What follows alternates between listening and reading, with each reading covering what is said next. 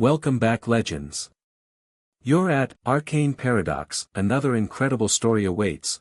What if Fleur's allure broke 61 hidden marriage curses on Harry and both nations declared war? Subscribe and hit the bell. Let's dive right in. Chapter 1, The Unbinding. The dragon was a Hungarian horntail, and it was furious. Harry could tell because it had already scorched 3 of the 5 rock formations the tournament officials had set up as cover, and it was eyeing the 4th with the focused contempt of something that had decided the entire arena was personally offensive. The crowd in the stands was losing their minds. He could hear it even from behind the competitor's gate, that particular pitch of screaming that meant something spectacular was happening, and that someone might be getting slightly on fire. He was next. The other champions had gone already. Cedric had used a transfiguration, turned one of the boulders into a Labrador retriever and slipped in while the horntail investigated it. Smart. Crumb had gone with the blunt approach, partial transfiguration on himself, half-shark face, which honestly raised more questions than it answered about what Victor Crumb was like at parties. And Fleur, Harry hadn't seen what Fleur did. He'd been stuck in the waiting tunnel when her task began, but he'd heard the crowd. There'd been this strange, collective hush about 2 minutes in, not the silence of disaster, but the silence of something so beautiful people forgot to breathe, and then a roar of approval that shook the stone walls. Whatever she'd done, it had worked. She'd come back through the champion's tunnel with a golden egg under one arm and her silvery hair loose from whatever it had been pinned into, a small burn on her left forearm that she was examining with more annoyance than concern. She'd glanced at Harry as she passed him. He didn't know what he'd expected from that glance. Maybe nothing. Maybe the vague aristocratic indifference she deployed at breakfast like a force field. Instead she'd looked at him for exactly 2 seconds, grey eyes level, evaluating, and said, "The neck. Above the flame gland. It's the only spot without scale reinforcement." Then she'd walked away. He was still thinking about that when the gate opened. The horntail's head swung toward him the moment he stepped into the arena light. The thing was massive up close in a way that photographs and Care of Magical Creatures class had entirely failed to prepare him for. Each scale was the size of a dinner plate. Its tail left gouges in the arena floor when it moved. The golden egg sat in a nest of blackened rock about 40 meters away, and the dragon was between him and it like a very large, very angry door. Harry raised his wand. This was the part where he'd planned to use the summoning charm, Accio Firebolt, draw his broom in from the school, use the aerial advantage. Hermione had drilled him on it for days. It was a good plan. It was a solid plan.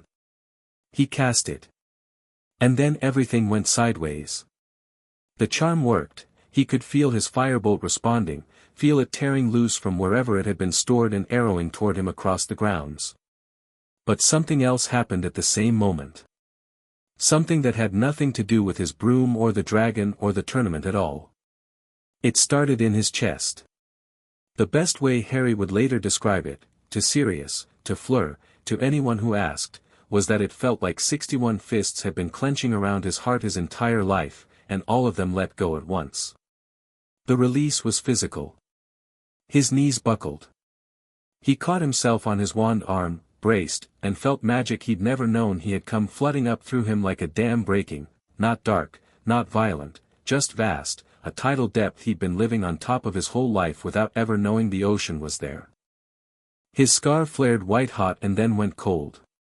The magical core of him, the part that was him, intrinsically and completely, expanded outward like a breath he'd been holding for 14 years. The horntail felt it. The dragon, mid-lunge, stopped. It pulled back, confused, and made a sound Harry had never heard a dragon make, something between a growl and a question. Its gold eyes tracked him with something that had shifted from predatory assessment to cautious recalibration. The creature took one step back. The crowd went completely silent. His firebolt hit his hand. Harry swung onto it in one motion and went straight up. In the stands, the reaction was fragmented, loud, and completely different depending on who you were. The Hogwarts students lost their collective minds because Harry had just gotten on a broom and gone vertical so fast that most of them missed it. The Beauxbatons contingent went very still, because several of them had felt something, a resonance, a pressure releasing, a magical shockwave that didn't have a name in any standard textbook. Fleur Delacour felt it like a bell struck inside her sternum. She was sitting with the Beauxbatons girls 4 rows up from the arena floor, her golden egg in her lap, her burned arm resting against her knee. She'd been watching Harry's gait with moderate professional interest, wondering if the boy was going to do something clever or something brave, and calculating which would be more useful against a horntail, when his summoning charm went out and the world shifted. Her allure surged without her asking it to.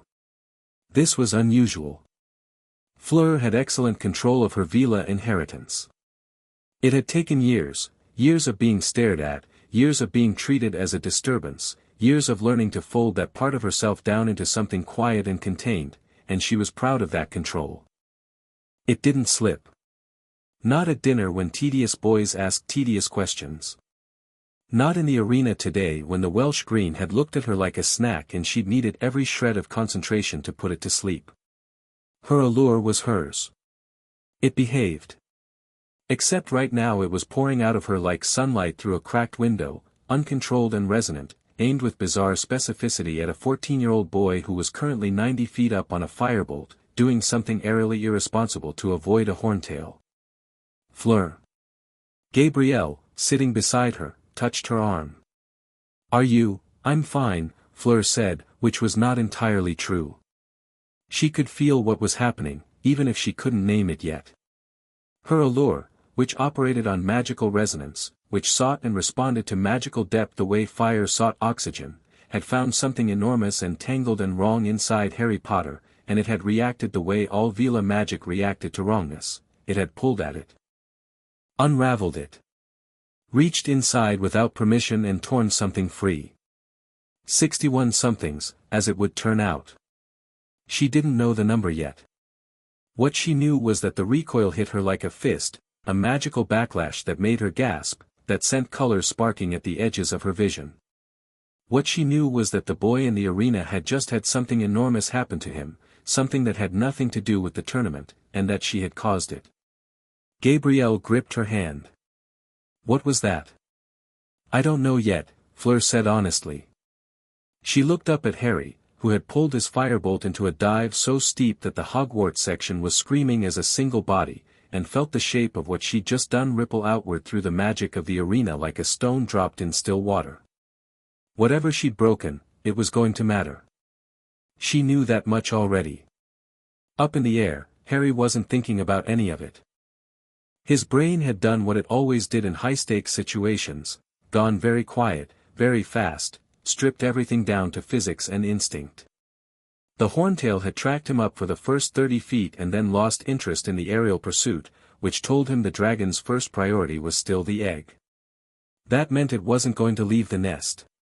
That meant the task wasn't about fighting the dragon, it was about making the dragon move. He pushed the firebolt into a Wronski feint, a seeker's move, a dive that looked like a crash until the last possible second, aimed directly at the nest. The horntail didn't buy it. Big brain, dragons. But the near miss annoyed it, and an annoyed dragon was a dragon moving without thinking. It snapped at him, missed, swung its tail, and the tail took out another rock formation, which made the crowd scream, which made the dragon's head swing toward the sound, and Harry banked hard left, dropped to 3 feet above the ground, and came in on a flat fast angle that the horntail's neck couldn't track quickly enough. He was next to the egg before the dragon could reposition. He grabbed it. He went straight up again. The horntail's fire went wide left. Harry felt the heat on his back, close, but not close enough, and then he was high and out, egg under one arm, the crowd a single undifferentiated roar of noise below him. He landed to a reception that was immediately disorienting. The arena officials came running. His friends came running. Ron was the first one, hands on Harry's shoulders, saying something Harry couldn't quite parse over the noise and the residual ringing in his ears from whatever had happened to his magic. Hermione was behind Ron, her face doing something complicated, her eyes moving between Harry's face and the golden egg and then somewhere just past him with an expression that meant she'd noticed something she hadn't categorized yet. Professor McGonagall pushed through and took Harry's arm with the kind of grip that meant she was worried and expressing it as authority. "Mr. Potter. Are you injured?" "No," Harry said. "Then, I don't think so." "You don't think so," she repeated, and now she was looking at him the same way Hermione had, with that careful, measuring attention that meant something was visibly different and none of them knew what to call it yet. "There was a magical disturbance during your task. A significant one. Did you feel anything unusual?" "Yes," Harry said, because there was absolutely no point in lying about it. "About halfway in. It felt like something let go. In here." He touched his chest. "A lot of somethings." McGonagall's eyes went very sharp. She took her hand off his arm and said, with the particular careful quiet of someone not wanting the surrounding crowd to hear, "Come with me." Dumbledore was already waiting in the judge's tent. Harry stepped inside and found him seated in one of the ornate chairs that the tournament officials favored, chairs that looked borrowed from a castle and made everyone sitting in them seem vaguely monarchical, with Madame Pomfrey beside him and a magical diagnostic instrument on the table between them that Harry had never seen before. It was a delicate thing, concentric rings of copper suspended on a central axis, currently spinning in the wrong direction. Also present, Madame Maxime, standing at the far end of the tent with her arms folded and her expression thunderous. And Fleur. Fleur was sitting on the edge of a chair with the composure of someone who had decided that composure was the correct response to whatever was happening, regardless of what was actually happening inside. Her hands were in her lap. Her burned arm had been treated. Her gray eyes met Harry's the moment he walked in and held steady. "Sit down, Harry," Dumbledore said. Harry sat. He felt the diagnostic instrument react to his proximity. The copper rings shifted alignment, tilted, and two of them stopped spinning entirely, which made Madame Pomfrey exhale through her nose in a way that communicated significant concern. "What's going on?" Harry asked. "We're trying to determine that with some precision," Dumbledore said. "How do you feel?" "Different," Harry said. He paused, trying to find better words for something that didn't have clean language. "Bigger. Not physically. It's like, you know when you're in a room and you've been there so long you stop noticing how small it is, and then someone takes a wall out? Like that. But the room was me." Dumbledore looked at the diagnostic instrument. "Yes," he said quietly. "I imagine that's rather accurate." "I'd prefer," Harry said, "if you'd tell me what actually happened." There was a brief silence. Madame Maxime looked at Dumbledore with an expression that was not friendly. Fleur shifted slightly in her chair. "That," Fleur said, when it became clear Dumbledore was choosing his words with more care than Harry had patience for, "is something I need to explain. In part." She looked at Harry directly. "My allure reacted to something in your magical core. I don't know why. I didn't intend it. It began while you were casting your first spell and it," she paused, choosing her word with precision. "It removed something. A number of things." "Removed what?" "Binding contracts," Dumbledore said. The quiet in the tent changed quality. Harry looked at him. "What kind of binding contracts?" "Marriage contracts," Dumbledore said, "among others. Placed on your magical core, the majority of them before you were old enough to walk. They had been suppressing your magic. This is a known side effect of multiple overlapping contracts, particularly when the subject is unaware of them. The accumulated weight of," he stopped. "There were 61. Harry sat with that number for a moment. 61, he said. "Yes. Marriage contracts. Some were marriage contracts in the traditional sense. Others were blood-binding agreements, inheritance chains, political oaths signed on your behalf by," Dumbledore stopped again. His voice, usually so measured, had developed a slight quality of strain. "By people who believed they had the authority to sign them." "And did they?" "No," Dumbledore said. They did not. Harry looked at the copper rings on the table. They had drifted into a new configuration, 5 of them aligned, the rest still canted at wrong angles. He thought about the feeling in the arena. The fists letting go. 14 years of living in a room he hadn't known was small. You knew, he said. Not a question. He knew Dumbledore's voice when it was carrying guilt. Dumbledore met his gaze. I knew of some. Not all. And I judged, and I want you to understand that I have reconsidered this judgment in the past several minutes quite seriously. I judged that surfacing them would cause more disruption than leaving them inactive. They were suppressing your power, yes. But I believed your power, fully expressed at a young age, in a visible and political environment. You decided that for me, Harry said. Yes, Dumbledore said. I did. Another silence. Right, Harry said. He stood up. What happens now? To the contracts? They're broken, Madame Pomfrey said, from her professional position beside the diagnostic instrument. That's, Miss Delacour's Allure, at that magnitude, operating on a willing magical core, essentially dissolved the binding matrix of each contract. They're not suppressible any longer. They'll surface in the Ministry Registry within the next 48 hours as broken contracts, which means every family that placed one will be notified that their contract is null and void. So they'll be angry, Harry said. Yes, Madame Pomfrey said. I would anticipate, significantly angry, Madame Maxime said, speaking for the first time. Her voice was low and controlled in the way of someone making significant effort. And not only British families. Some of those contracts were filed through French institutions. Academy registered. Which means when those families received their notifications, she looked at Fleur, and her expression had lost some of its thunder. What replaced it was more complex, something that was worry and pride tangled together. You and I are going to need to speak. At length. Fleur held her gaze. Yes. I imagine we will. How is this my fault? Harry asked, reasonably. It isn't, Fleur said, with immediate firmness. You were the subject of the contracts. They were placed without your knowledge or consent. The only things that happened to you were things done to you without permission, and I acted without conscious intent, but it was still my magic that, she stopped. Then, more quietly, I'm not apologizing for what my magic did. The contracts were illegal under both British and French law. But I am, a pause. I recognize that this affects you. Significantly. And that you didn't ask for it. Harry looked at her for a long moment. He thought about the arena. The 2 seconds she'd spent evaluating him. The neck.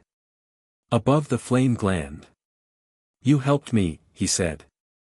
I complicated your life considerably, she said.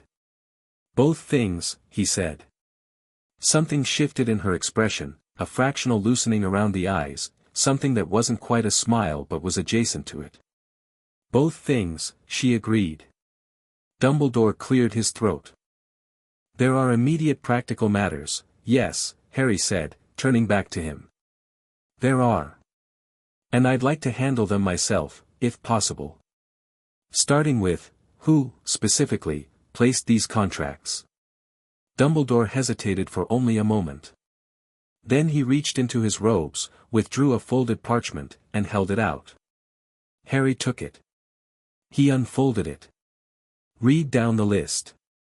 The names were, in some cases familiar, in some cases not, in all cases attached to families that had power and money and the particular confidence of people who had never been told no effectively.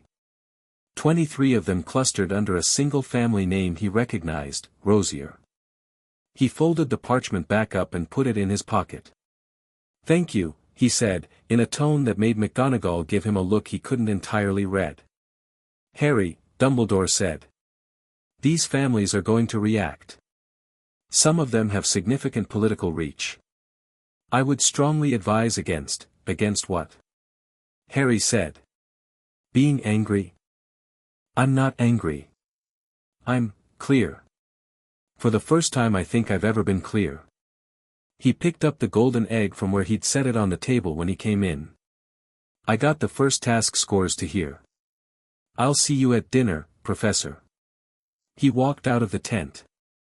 Outside, the grounds were still churning with the post-task energy of several hundred students released from mandatory attendance and now conducting the social debrief with maximum noise. Harry walked through it and felt the difference in the way he moved through the world. It was subtle but real, like a persistent static had been removed. He could feel his own magic with a clarity that was almost startling. Ron caught up with him near the lake. "Mate," Ron said, falling into step with him. "What happened? You looked different when you came down." And there was this. Hermione called it a resonance event, but I don't know what that means. I just know it felt like something.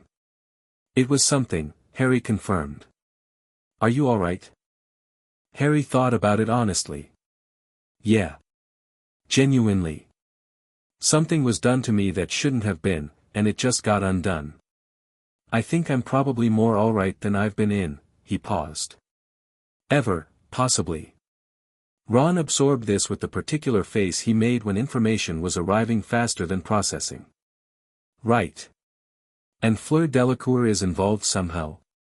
Because I saw her in the tent with you. Her allure triggered it. Accidentally. Her allure broke 61 marriage contracts on your magical core." "Yeah." Ron stopped walking. "Harry. I need a moment. How are you this calm? What would being not calm accomplish?" "I don't know, it just seems like the situation has a lot of, there are 61 families, I know. Who are going to receive Owl Post tomorrow morning telling them that their contract on Harry Potter is null and void, I know, Ron. And some of those families are like old families. Old angry families with political connections and, I know," Harry said, and stopped walking to look at his best friend properly. "I know. And I'm not pretending it isn't serious. But I've spent 14 years not knowing I was half the size I should have been, and I'm not going to spend the next 5 minutes being scared of people I didn't choose to owe anything to." He paused. "Does that make sense?" Ron looked at him. "You seem different." "I feel different." "Good different or terrifying different?" Harry considered. "Probably both." Ron nodded slowly. "Okay. Right. I'm okay. I'm with you." "Good. Hermione's going to have so many questions. She's going to need more parchment." The post-task reception that evening in the Great Hall was, by any measure, bizarre. Not obviously, to a casual observer it looked like any ordinary celebratory dinner, loud and warm-lit, smelling of roast and pumpkin juice, the usual Hogwarts chaos running at its normal frequency. But Harry could feel things he hadn't been able to feel before, threads of attention aimed at him from all corners of the room, the particular quality of watchfulness from the staff table where 3 of the 4 judges were doing a creditable impression of not staring at him, the thin sharp awareness from the Beauxbatons table where Fleur was sitting with her back very straight, eating with deliberate composure. He'd been given his first task score. Tied for first, as it turned out, with Cedric. The crowd had cheered. He hadn't really heard it. He'd been too busy noticing how different silence felt when it wasn't filled with something invisible pressing against it. Hermione had, as predicted, needed more parchment. She'd ambushed him after the scoring with a list of questions that she was only partially asking out loud and mostly storing for later deployment, scribbling notes with the focused energy of someone who had encountered a research problem she found genuinely interesting. He'd told her what he knew. She'd gone very quiet and then said, in a voice that meant she was frightened and covering it with competence, 61 contracts. "Harry. Do you understand what that means politically?" "Not fully," he'd admitted. "The families that signed those contracts were banking on them. Not just socially, some of those are inheritance claim contracts. They were counting on having a legal stake in the Potter estate, in your votes at the Wisengamot, she stopped. Dumbledore knew some of this. He admitted it." Hermione had looked at him with an expression he'd never quite seen on her face before, something between fury and grief. He should have told you. Yes, Harry said. He should have. Now, sitting at the Gryffindor table with dinner getting cold in front of him because he wasn't particularly hungry, Harry watched Fleur from across the hall and thought about the shape of what was coming. She was talking to one of her classmates, Anastasia. He thought he'd heard her called, with the particular tension of someone explaining something to a person who was reacting badly to the explanation. Her hands moved precisely when she spoke, not dramatically, just exactly, a gesture for each point, clean and controlled. Her classmate's face went from alarmed to more alarmed. Fleur's expression didn't change. She finished her explanation, picked up her fork, and went back to eating. As if she'd decided the conversation was over. Harry found himself almost smiling. She caught him looking, across 60 feet of Great Hall. The corner of her mouth moved, not quite anything, but something, and she looked away first, which he thought might actually mean she was choosing to, rather than losing interest. The diagnostic instrument in the judge's tent had kept spinning wrong way after he left. He thought about 61 names on a folded piece of parchment. He thought about the Rosier name appearing 23 times. He thought about what Dumbledore had said, "I believed your power, fully expressed, in a visible and political environment," and he thought, yes. That's the point. Late that night, when the Gryffindor common room had finally emptied to the last of the post-celebration stragglers, and Ron had fallen asleep over a chess problem, and Hermione had taken her additional parchment up to the dormitory, Harry sat by the fire and read the list again. 61 names. 61 families who had looked at a baby whose parents had just died and thought, opportunity. Who had reached into the magical framework of a child who couldn't walk yet and tied their futures to his without asking. Some of them were names from Hermione's history of wizarding Britain, families whose wealth went back centuries, whose political influence threaded through every ministry department, whose daughters had been born into a future that included Harry Potter whether he knew about it or not. He thought about those daughters. He wondered how many of them knew. He wondered how many had been raised with this particular expectation sewn into their futures, this boy, this name, this inheritance, without any more choice in the matter than he'd had. He folded the list again. Outside, the Hogwarts grounds were cold and dark and the lake was still. Somewhere in the castle, in whatever wing housed the Beauxbatons delegation, Fleur Delacour was probably awake too, turning over the same problem from a different angle. He didn't know her. Not really. 2 seconds of eye contact and 1 sentence about dragon anatomy. The strange resonance of her magic unraveling something in his chest that he hadn't known was bound. But he had a feeling that was about to change. His scar hadn't hurt since the arena. For the first time in as long as he could remember, it didn't feel like it was waiting to. He tipped the golden egg against the firelight and watched it glow, and thought, 61 families are going to get their letters tomorrow morning. He was surprised to find he wasn't afraid of that. He was, if anything, curious. Outside, the wind moved across the black lake, and the castle breathed around him, and somewhere in the deep magic of his own bones, something enormous and newly free turned over in its sleep like a tide finding its reach again. Good, he thought, and meant it. In the east wing, Fleur sat on the window ledge of her borrowed dormitory room with her knees pulled up and her grandmother's last letter in her hands. "Ma petite," it began, "there are things I have not told you about what our blood finds in the world. Things that happen when Veela magic meets magic that is bound in suffering. You will know it when it happens. You will feel it like a door opening." Fleur had received this letter 3 years ago. She had thought her grandmother was being dramatic. She read it again now and thought, "Mamie, you could have been slightly more specific." She set the letter down and looked out at the night. Across the grounds, somewhere in the castle's inner towers, a light was still burning. She didn't know whose room it was. She told herself she wasn't wondering. The burned place on her arm had healed clean. The backlash had faded. Her allure was quiet, properly quiet, the containment she'd rebuilt over years holding steady again. But she could still feel the shape of it. What had happened when it reached into Harry Potter's magical core and found all those chains and pulled?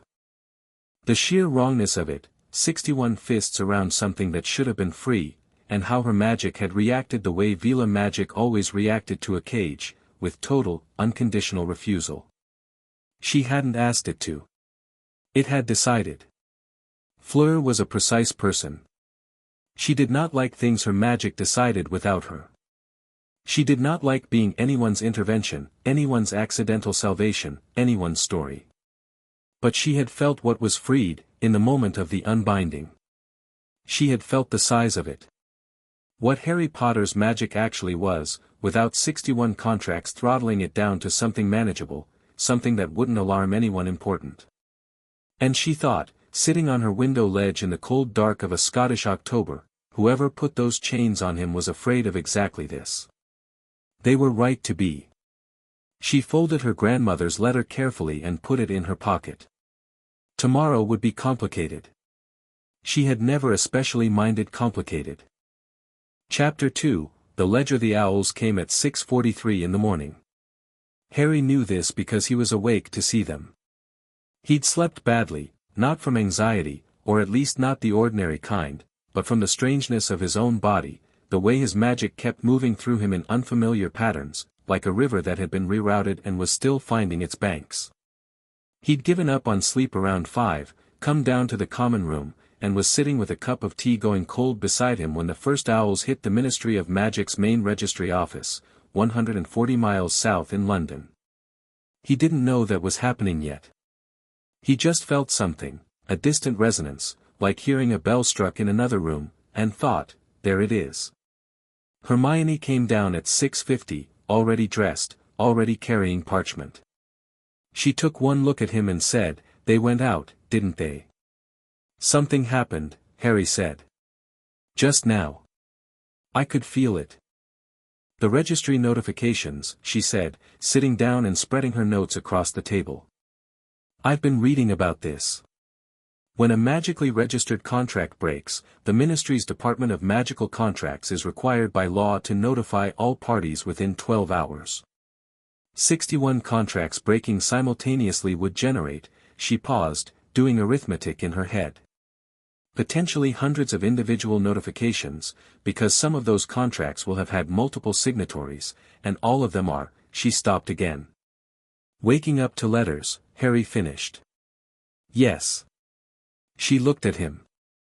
"Are you ready for today?" Harry drank his cold tea. "Ask me again once I've seen what today actually is." What today actually was became clearer at breakfast. The first sign was the absence of Dumbledore.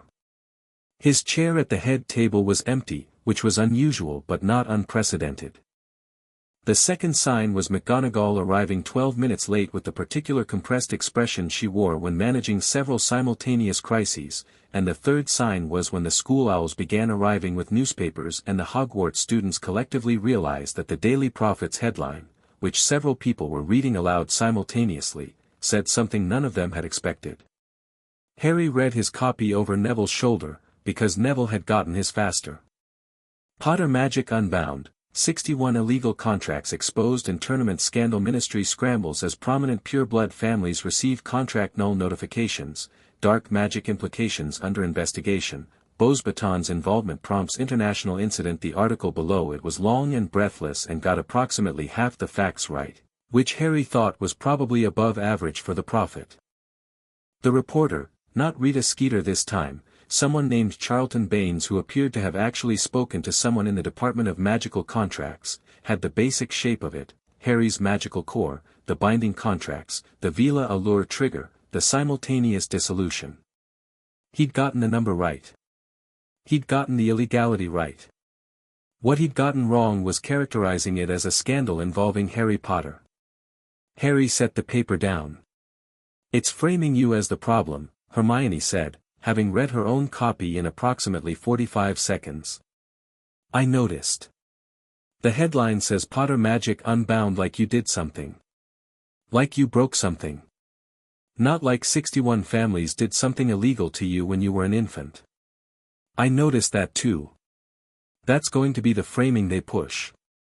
You're the destabilizing element. You broke the contracts. My magic was freed from contracts that shouldn't have existed, Harry said, and his voice came out with a flatness that made Neville glance over. That's not the same thing. No, Hermione agreed. It isn't.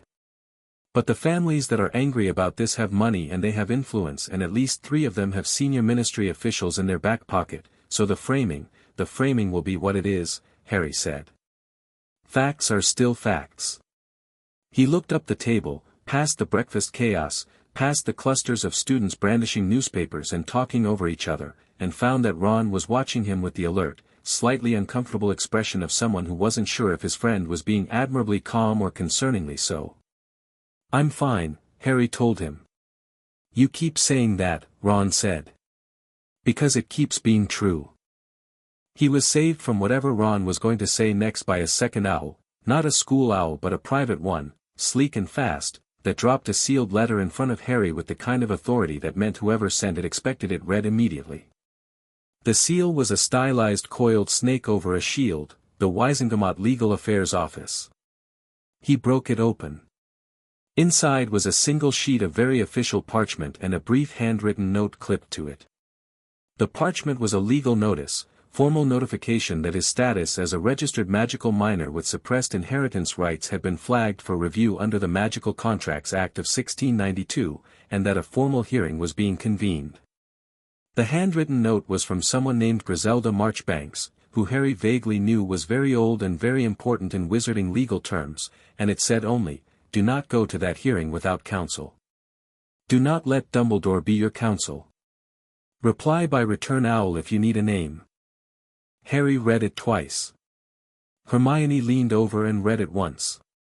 Then she said, "Who is she?" "Wisengamot Examiner. Retired. I think she tested Dumbledore's OWLs. She's warning you against Dumbledore." "Yes." Hermione was quiet for a moment. "That's interesting. Isn't it?" He sent the reply owl before classes. He wrote only, "Yes. I need a name. Thank you." And then, because something about the directness of her note made him think she'd appreciate it, he added, "How many people are angry enough to be dangerous right now?"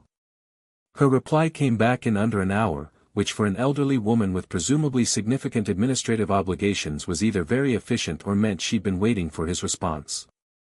It said, 8 families with the money to retain dark curse specialists. 3 with ministry officials who owe them something substantial.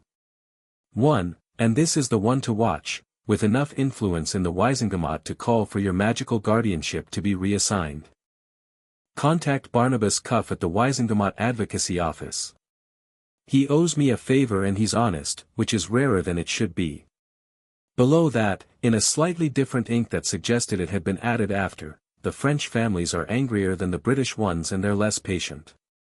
Watch your food. Harry folded both letters into his pocket and went to Transfiguration. McGonagall taught class with iron discipline and absolutely no acknowledgement of anything in the newspapers, which Harry respected. She made them transfigure pewter goblets into silver ones, corrected his grip twice with hands that were slightly less steady than usual, and when the class ended she said, "Mr. Potter." A word. The other students filed out. Hermione lingered at the door for exactly 1 beat too long before catching Harry's look and going. McGonagall waited until the door closed. She stood behind her desk with both hands flat on the surface, which was her version of visible emotion, and said, "I want to be direct with you." "I'd prefer it," Harry said. "Dumbledore is in London. He went this morning, before the owls reached us, which suggests he had an earlier notification. He is, I believe, attempting to manage the ministry's response before it becomes." She stopped. "He is trying to protect you." "I know," Harry said. "That's not the part I'm upset about." She looked at him for a moment. "No. I don't suppose it is." A pause. "The contracts, Harry. I wasn't aware of all of them. I want you to know that. I was aware of a small number, perhaps 5 or 6 that came through Hogwarts intake registry when you were enrolled, and I raised the matter with Albus at that time. He told me it was being handled. Harry sat with that. When you raised it, what were you told, specifically?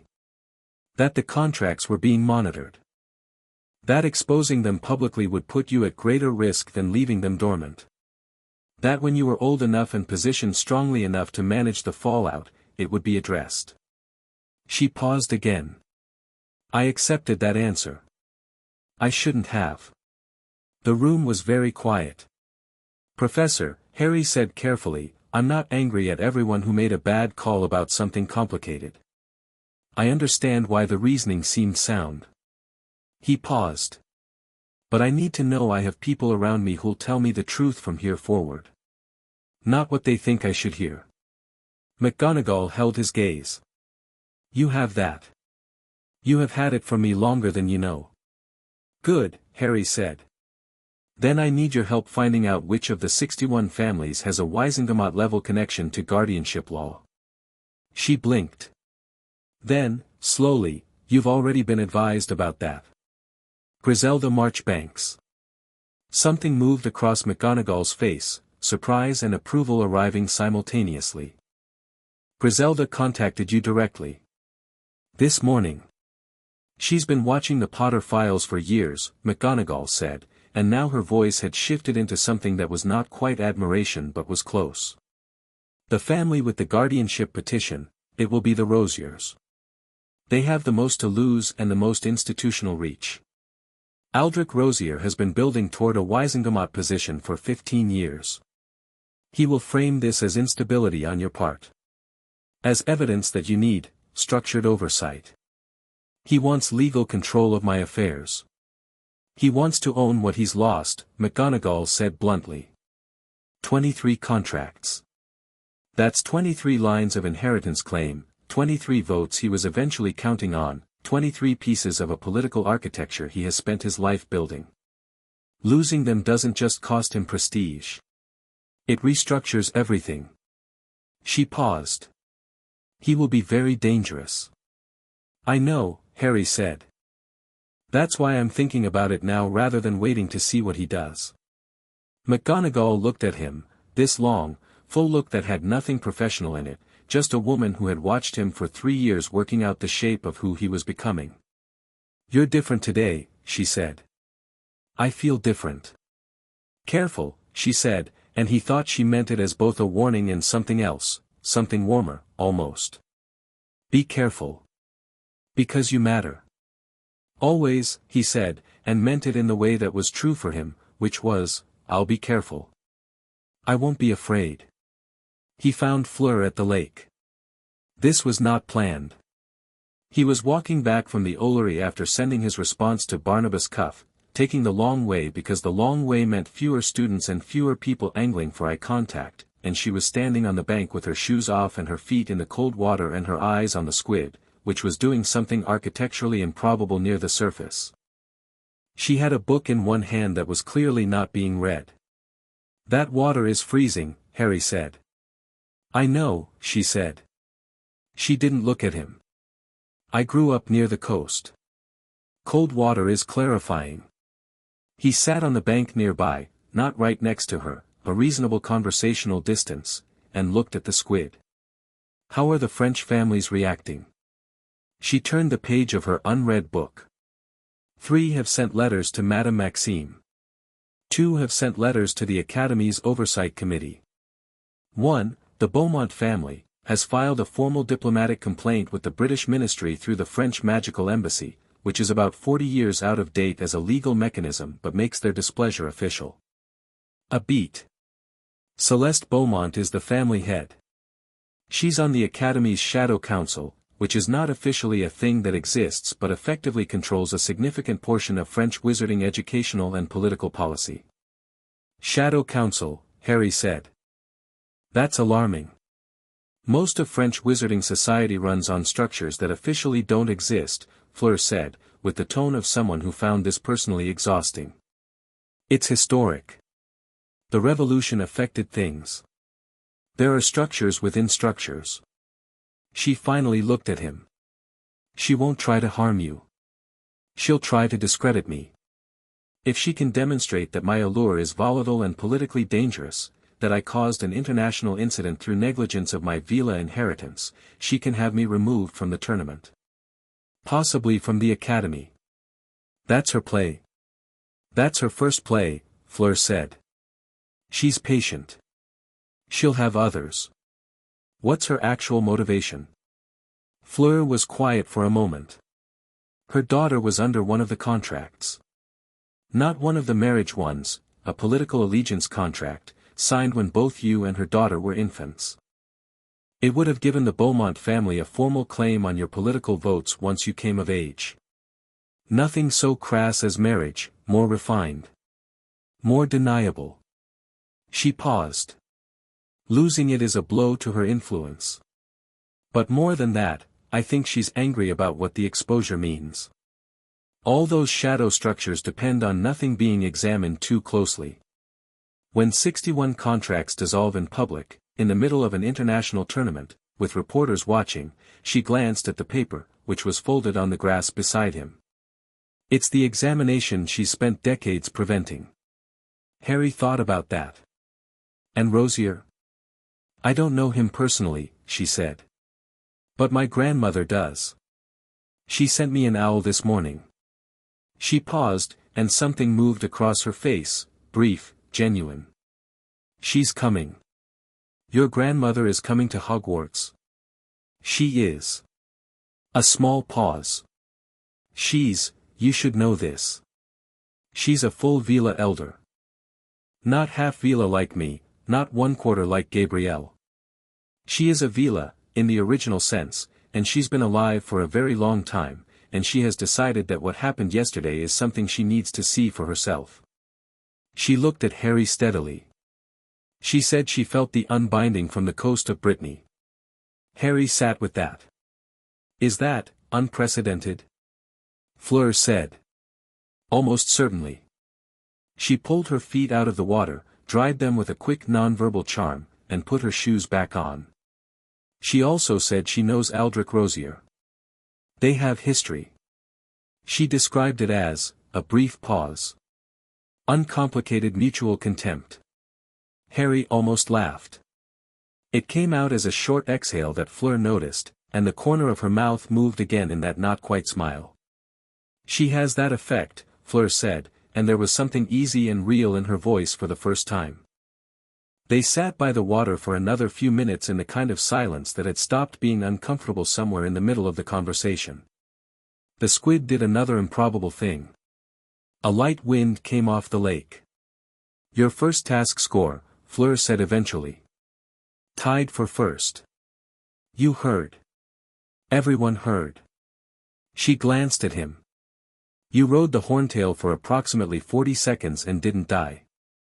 I had good information about the anatomy, Harry said. You did, she agreed, without any false modesty. What did you think of my task? I didn't see it, he said honestly. I heard the crowd go quiet. She looked mildly pleased, which on her face was basically a full grin.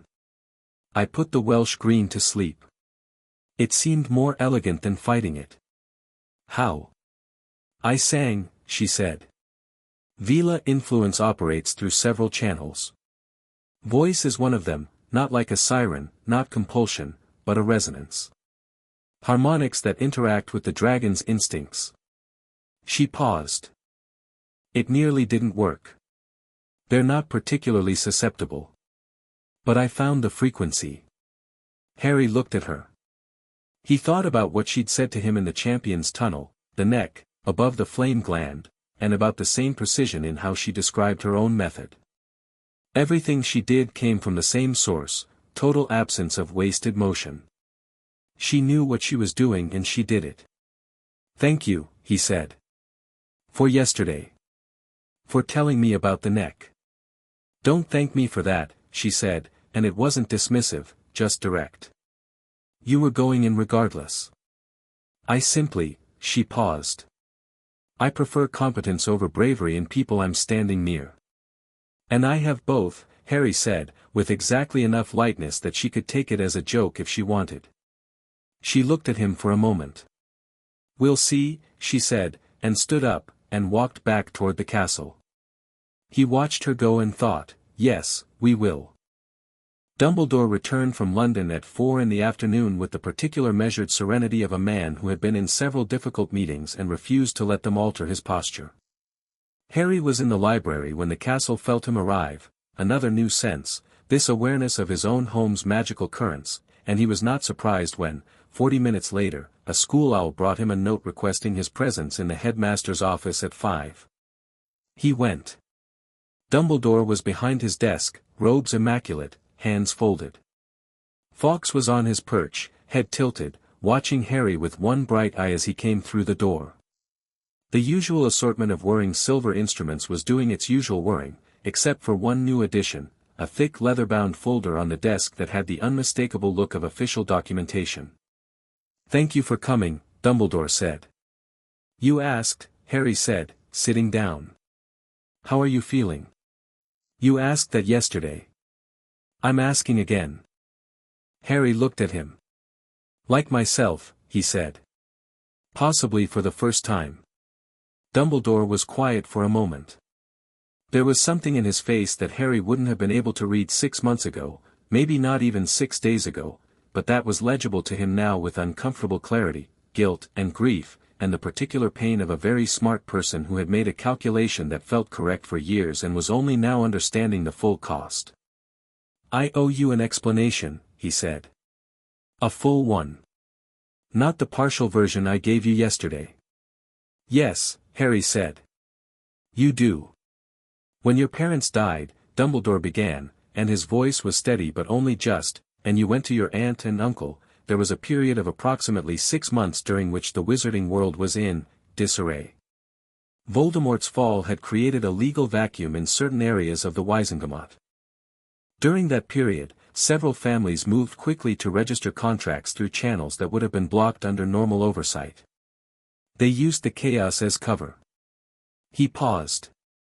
"I became aware of this within the first year.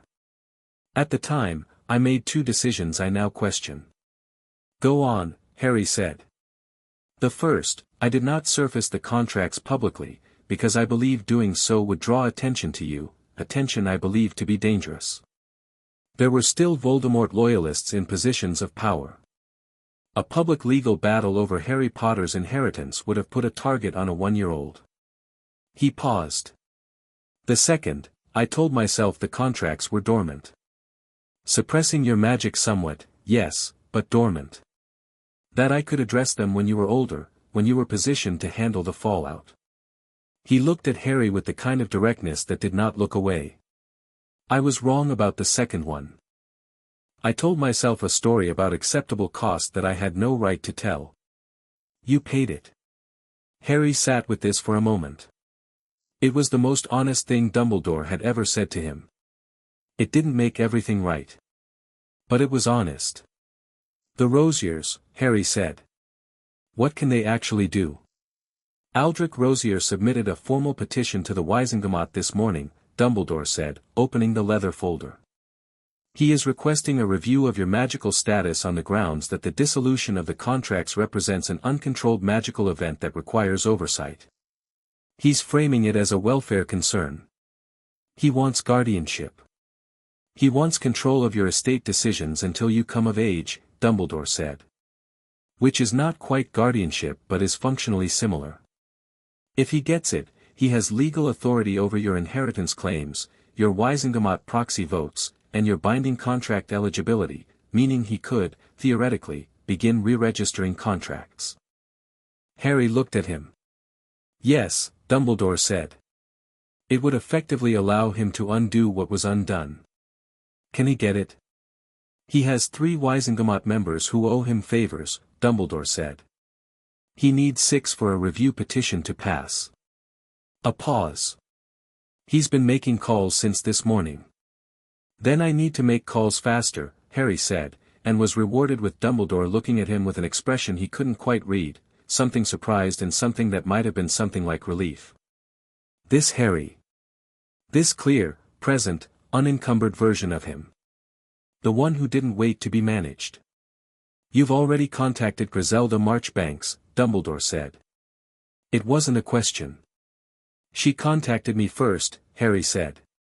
And Barnabas Cuff at the advocacy office. A pause. Griselda is, Dumbledore began. Honest, Harry said. She said so herself. She also said you shouldn't be my counsel, which I thought was worth respecting. Something crossed Dumbledore's face, not offense, exactly, but something in the vicinity of acknowledgement. She's right, he said quietly. My interests and yours, in this particular situation, are not identical. I care about you, Harry, and that is genuine. But I also care about the Order's capacity to function, about the political stability of the wizarding world, about the strategy for what's coming, and those concerns have, in the past, led me to make decisions that, he stopped.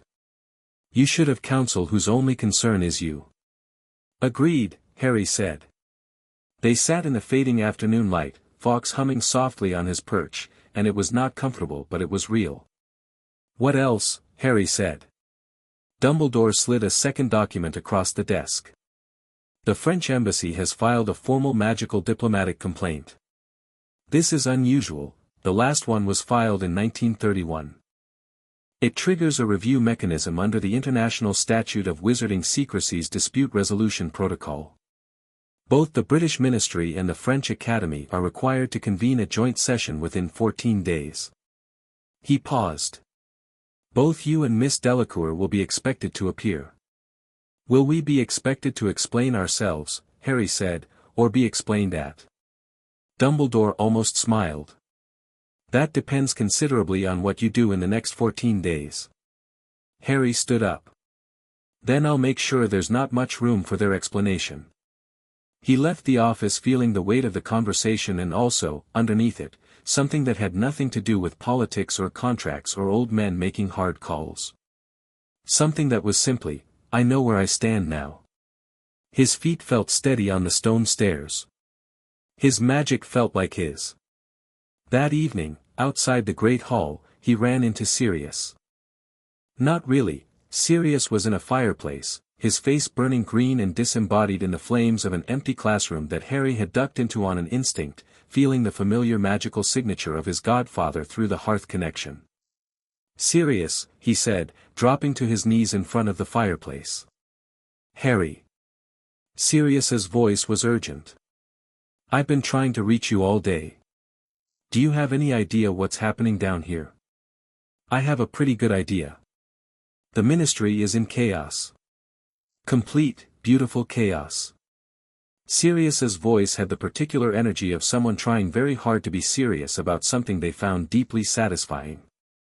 3 departments are investigating simultaneously, half the legal apparatus is scrambling because the Contracts Act hasn't been properly invoked since, I don't know, decades, and Cornelius Fudge has apparently cancelled 3 public appearances because he doesn't know which family to apologize to first. A pause. Harry. The contracts. I'm fine, Harry said. Genuinely. Sirius, can I ask you something? Anything. What do you know about Aldrich Rosier? The warmth in the fire seemed to dim slightly. I know enough, Sirius said slowly. Old family. Old money. Patient in the way that people who think they'll outlast everything are patient.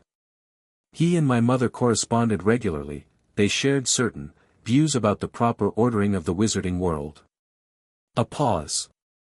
He had 3 of his own family's contracts on you and he signed as proxy guarantor for at least 20 more. I knew about the contracts, Harry. I knew before I was arrested. Harry went still. I was building a case, Sirius said, and his voice had dropped, gone raw. James knew too, or most of it. We were going to surface it, take it to the Wisengamot after the war, after Voldemort was dealt with, when there was enough stability to take on the old families properly. And then, he stopped. And then everything happened, Harry said. And then everything happened. A long silence. I'm sorry. For all of it. For not, you were in Azkaban, Harry said. That's not an apology you need to make. Sirius made a sound that wasn't quite a laugh. Rosier knows I know. And with all this in the papers, Harry, my case is getting a second look. The legal chaos from the contracts is surfacing procedural irregularities in half the Wisingamot records from '81. My arrest being one of them. Harry leaned closer. They're reviewing your case. Someone is. Griselda Marchbanks, apparently, sent a letter to the ministry this morning listing 7 cases from that period that she believes require re-examination in light of current procedural exposure. Mine's on the list. Sirius sounded like he was containing something enormous with considerable effort. Nothing's happened yet. Don't get ahead of yourself.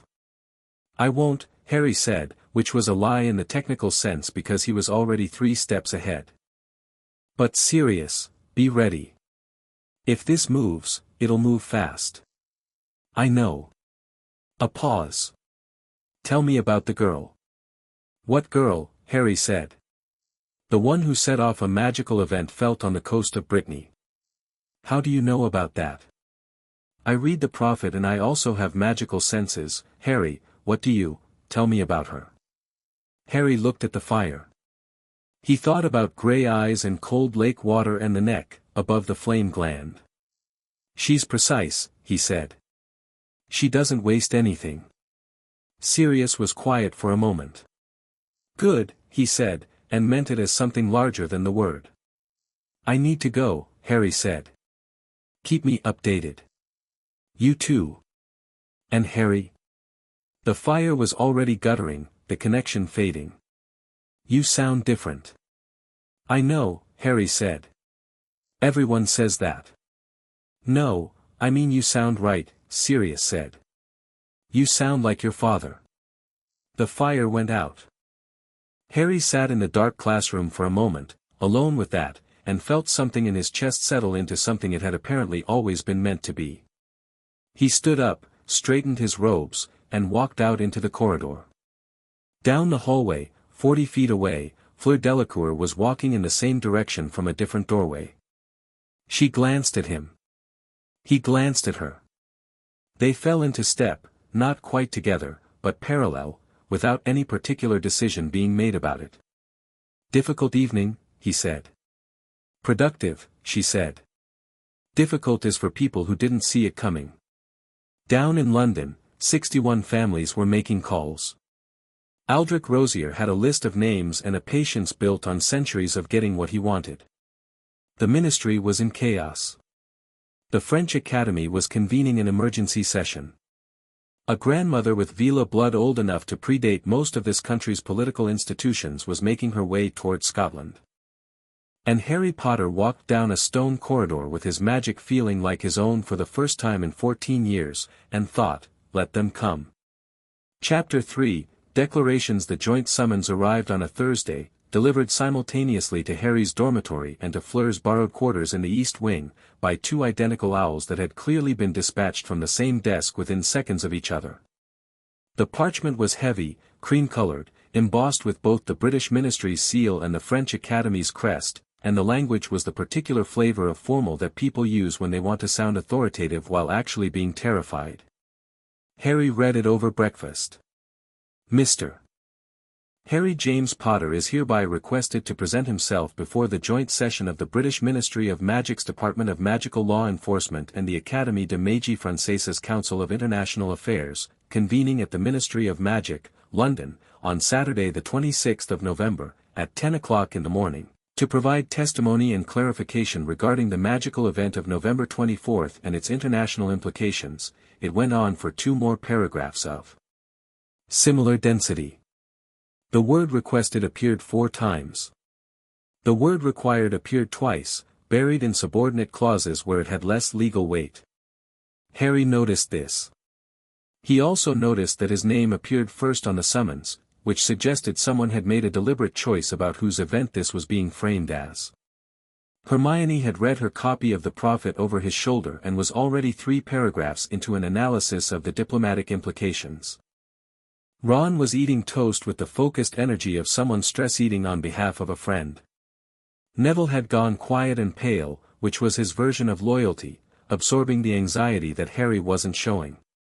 They're framing it as a joint session, Hermione said, but the British ministry drafted the summons. The French filed the diplomatic complaint, which should mean they have standing to set the terms of the session, but whoever wrote this, she tapped the parchment.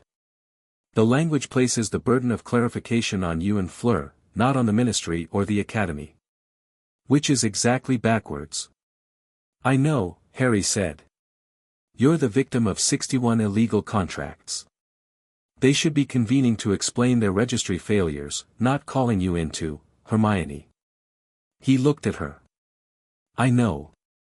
That's why we're going to arrive with better lawyers than they have prepared for. She stopped. You've already arranged it. Barnabas Cuff confirmed yesterday. He's bringing a colleague named Saoirse Dunn who apparently specializes in Wisengamot contract law and has personally invalidated more illegal binding agreements than anyone currently practicing.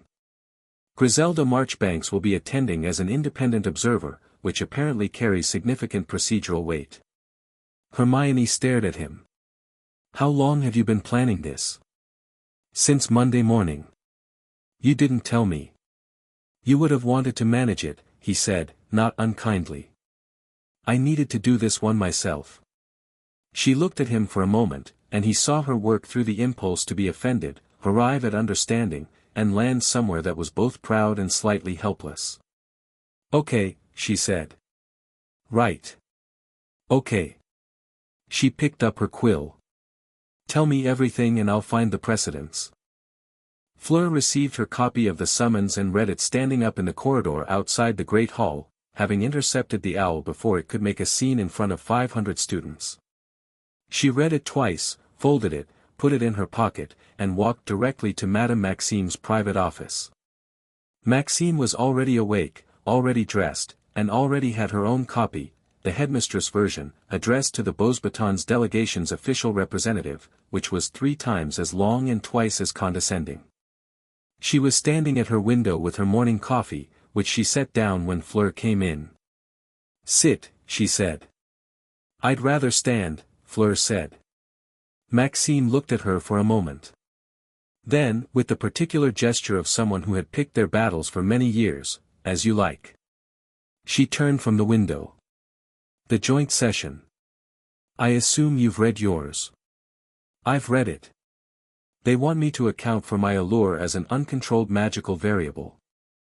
Fleur's voice was entirely level. Which is fascinating, because under both British and French law, Veela inheritance is classified as innate magical expression, not a weapon or a controlled substance, and cannot be the subject of a negligence claim unless the caster intended harm. Which I did not. Celeste Beaumont is going to argue the intent standard doesn't apply in international magical incidents. Celeste Beaumont can argue whatever she likes, Fleur said. She'll need to do it in front of an actual legal body where precedent matters, not in the Academy's back corridors. She paused. I need counsel. I've already contacted Maître Fontaine, not Fontaine, Fleur said immediately. He's been retained by the Academy on 3 occasions. His first loyalty is institutional. She held Maxime's gaze. I need someone whose first loyalty is to me.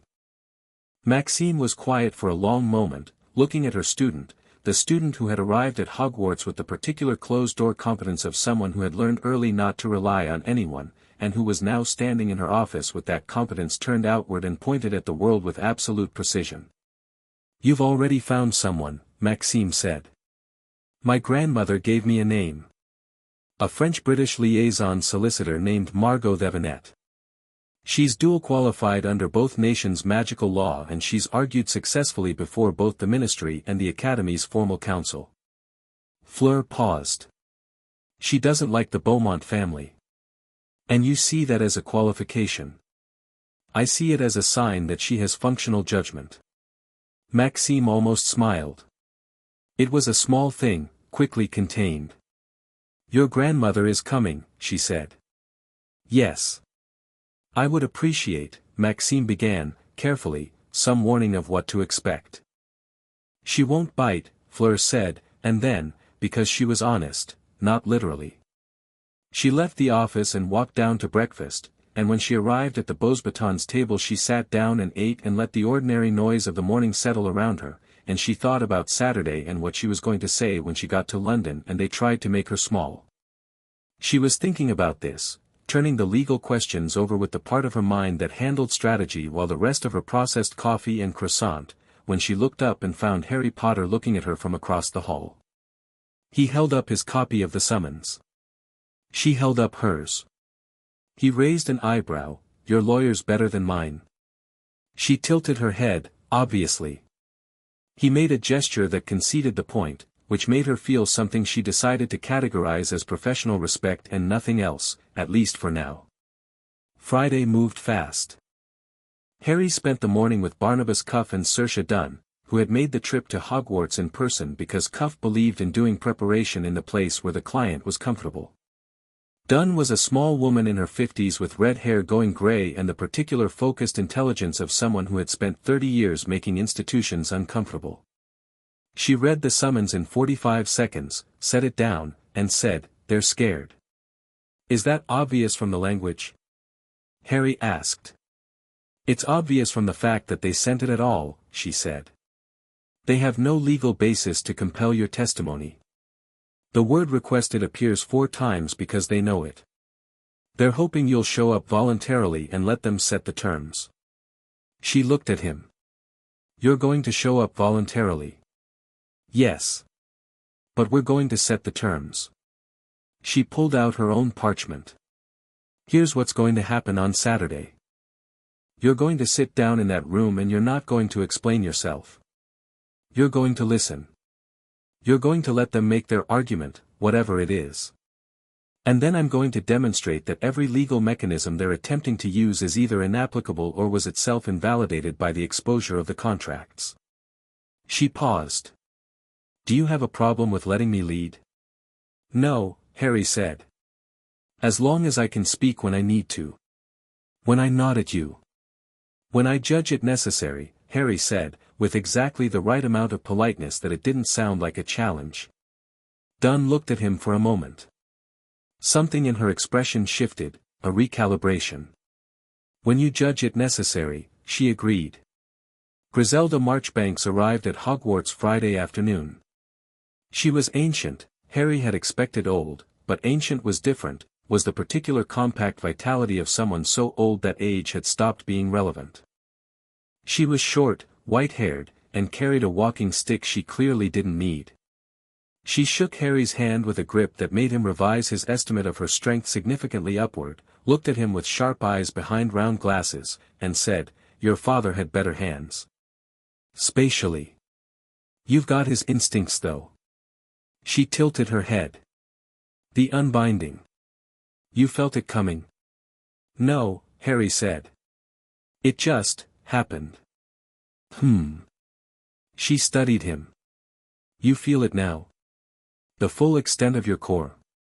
Harry considered the question honestly.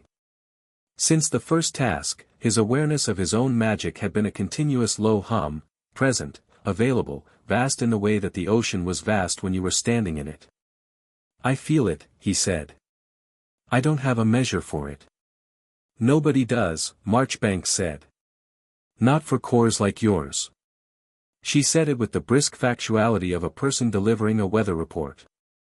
"Your mother's arithmetic and your father's instinct on top of something older from the Potter line that hasn't been fully expressed since," she paused, doing actual mental arithmetic. "Your great-great-grandfather, approximately." The contracts were suppressing something that had been building for 4 generations. She looked at him steadily. "You understand what that means?"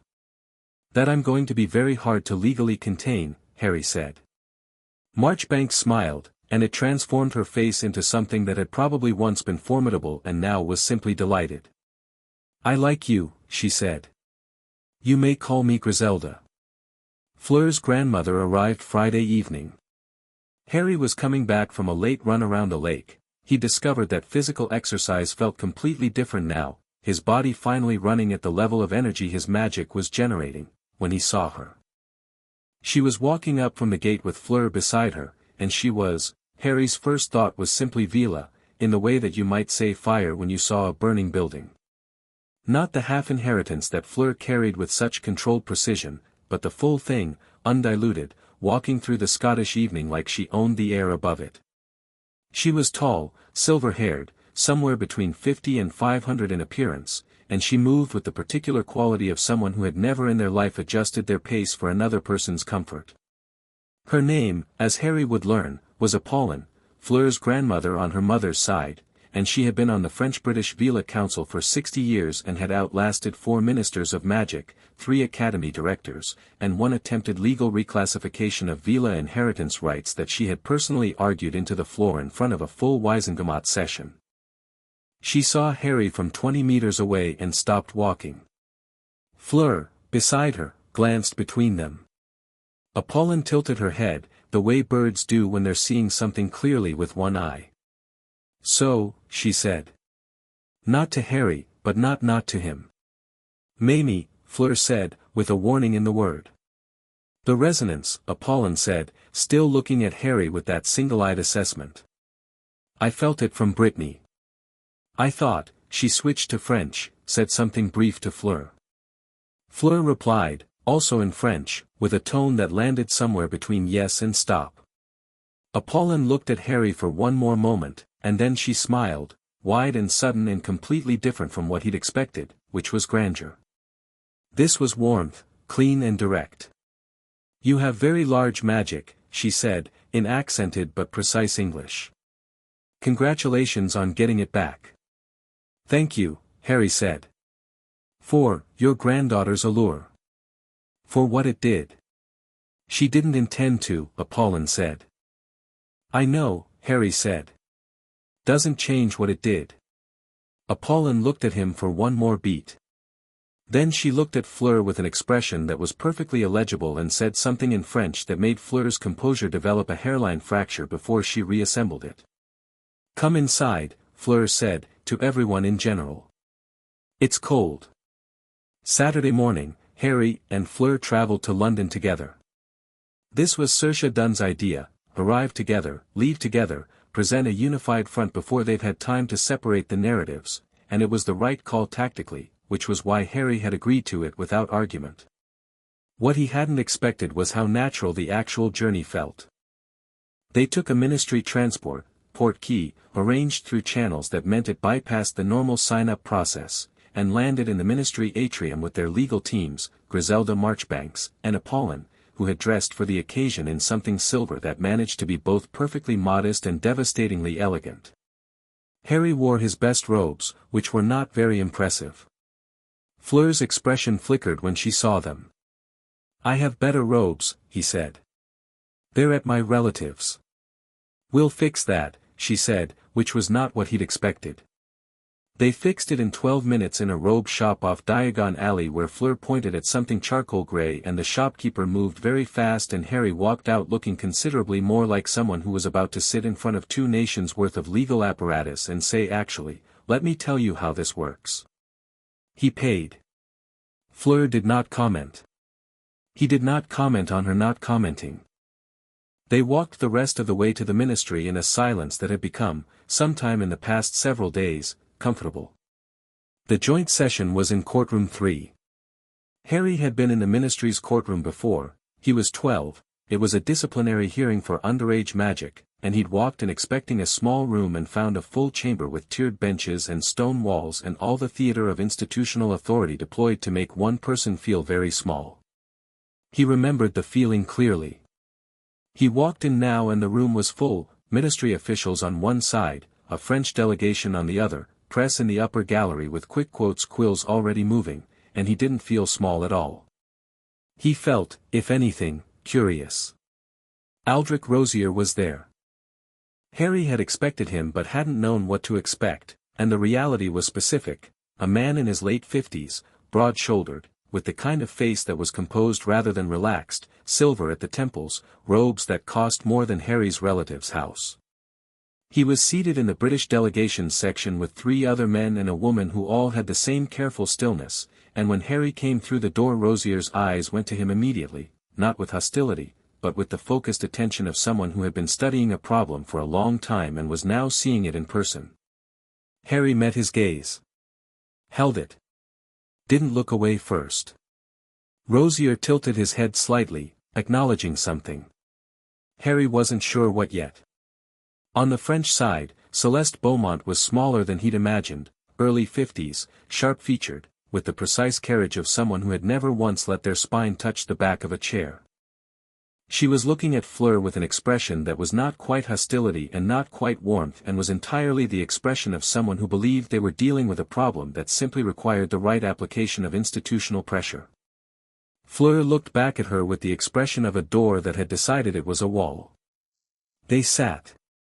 The session chair, a ministry official named Thickness whom Harry didn't know but whose name appeared 3 times in the notes Hermione had prepared, called the session to order with the particular tone of someone who had rehearsed this and was now slightly less certain of the script than they'd been at rehearsal.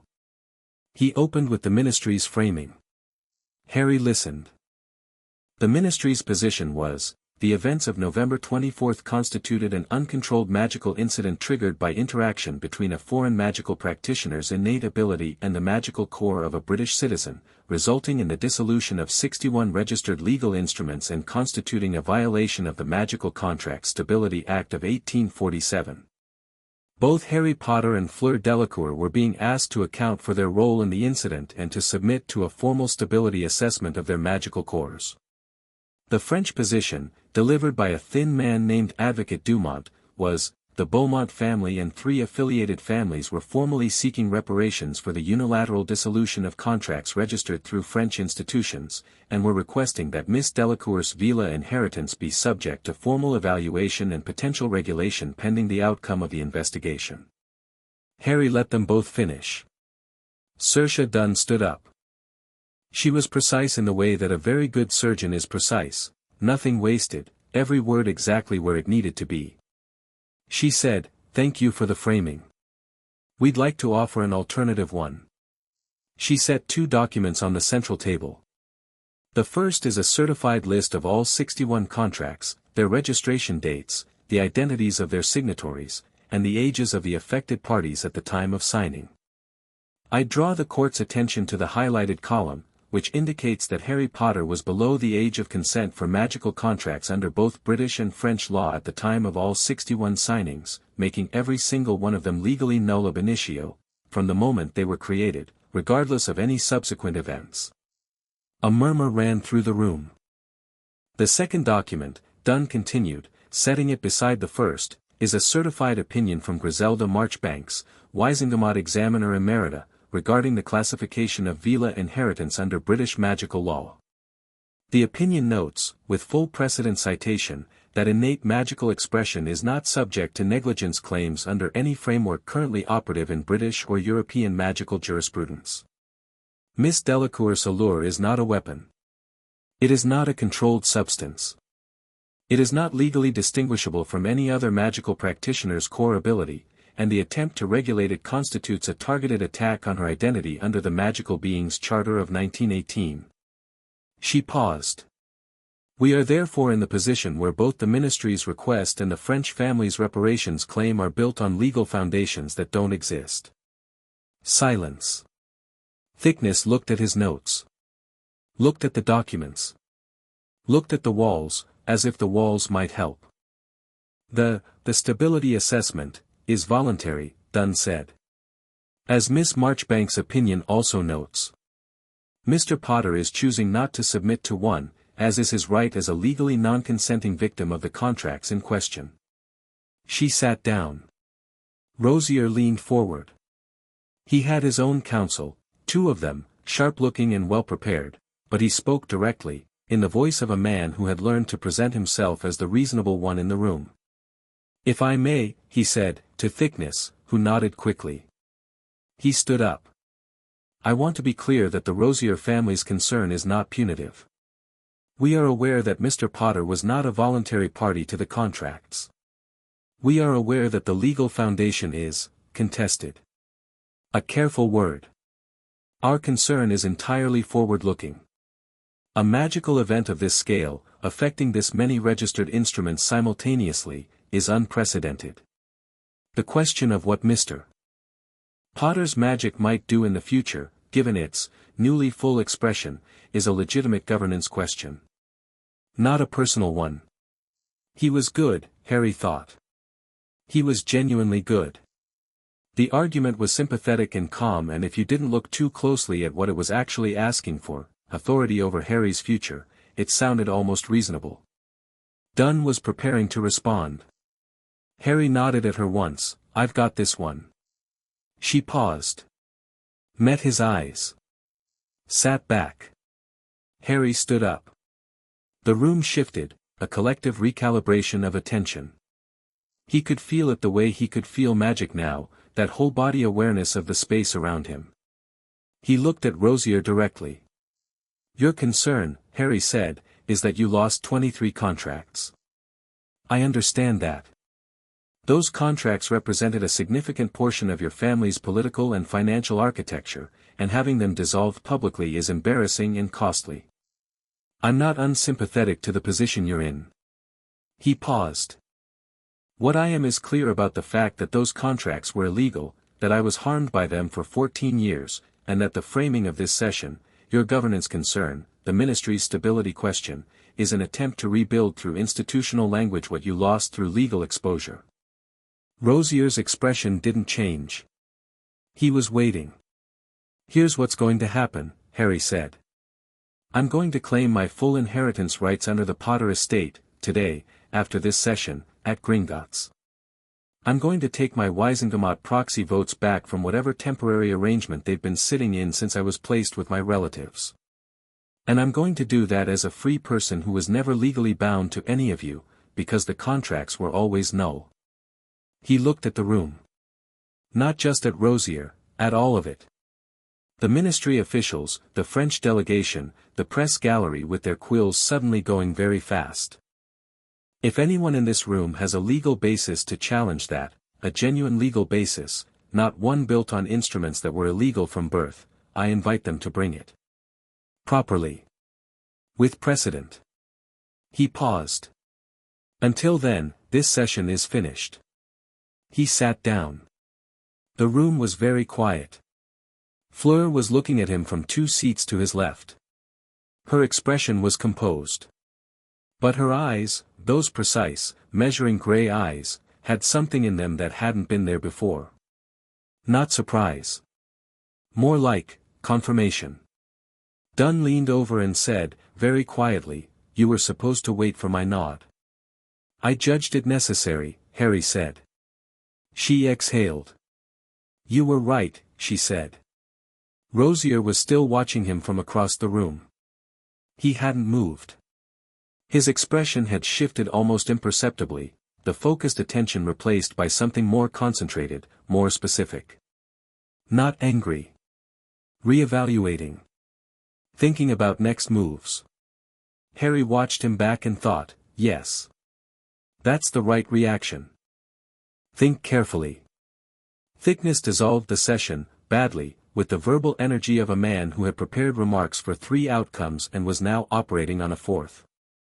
The legal teams began the post-session procedural work. The press gallery erupted in the noise of 30 people all trying to file the same story simultaneously. Celeste Beaumont walked past on her way out and paused beside Fleur for exactly 3 seconds. She said, in French, one short sentence. Fleur replied, also in French, in one shorter sentence. Beaumont left. What did she say? Harry asked. She said I had made a significant mistake and she hoped I understood the cost. Fleur picked up her bag. I told her I'd made a decision and I understood the difference. They walked out of courtroom 3 and into the atrium, and the morning light through the ministry's enchanted windows was gold and clear, and Apollon was waiting for them by the fountain with the composed satisfaction of someone who had watched something happen exactly as she'd expected. Well, she said. Well, Fleur said. Apollon looked at Harry. You stood up. Yes. They didn't expect that. No, Harry agreed. They will next time, she said. Rosier will not repeat the mistake of underestimating you.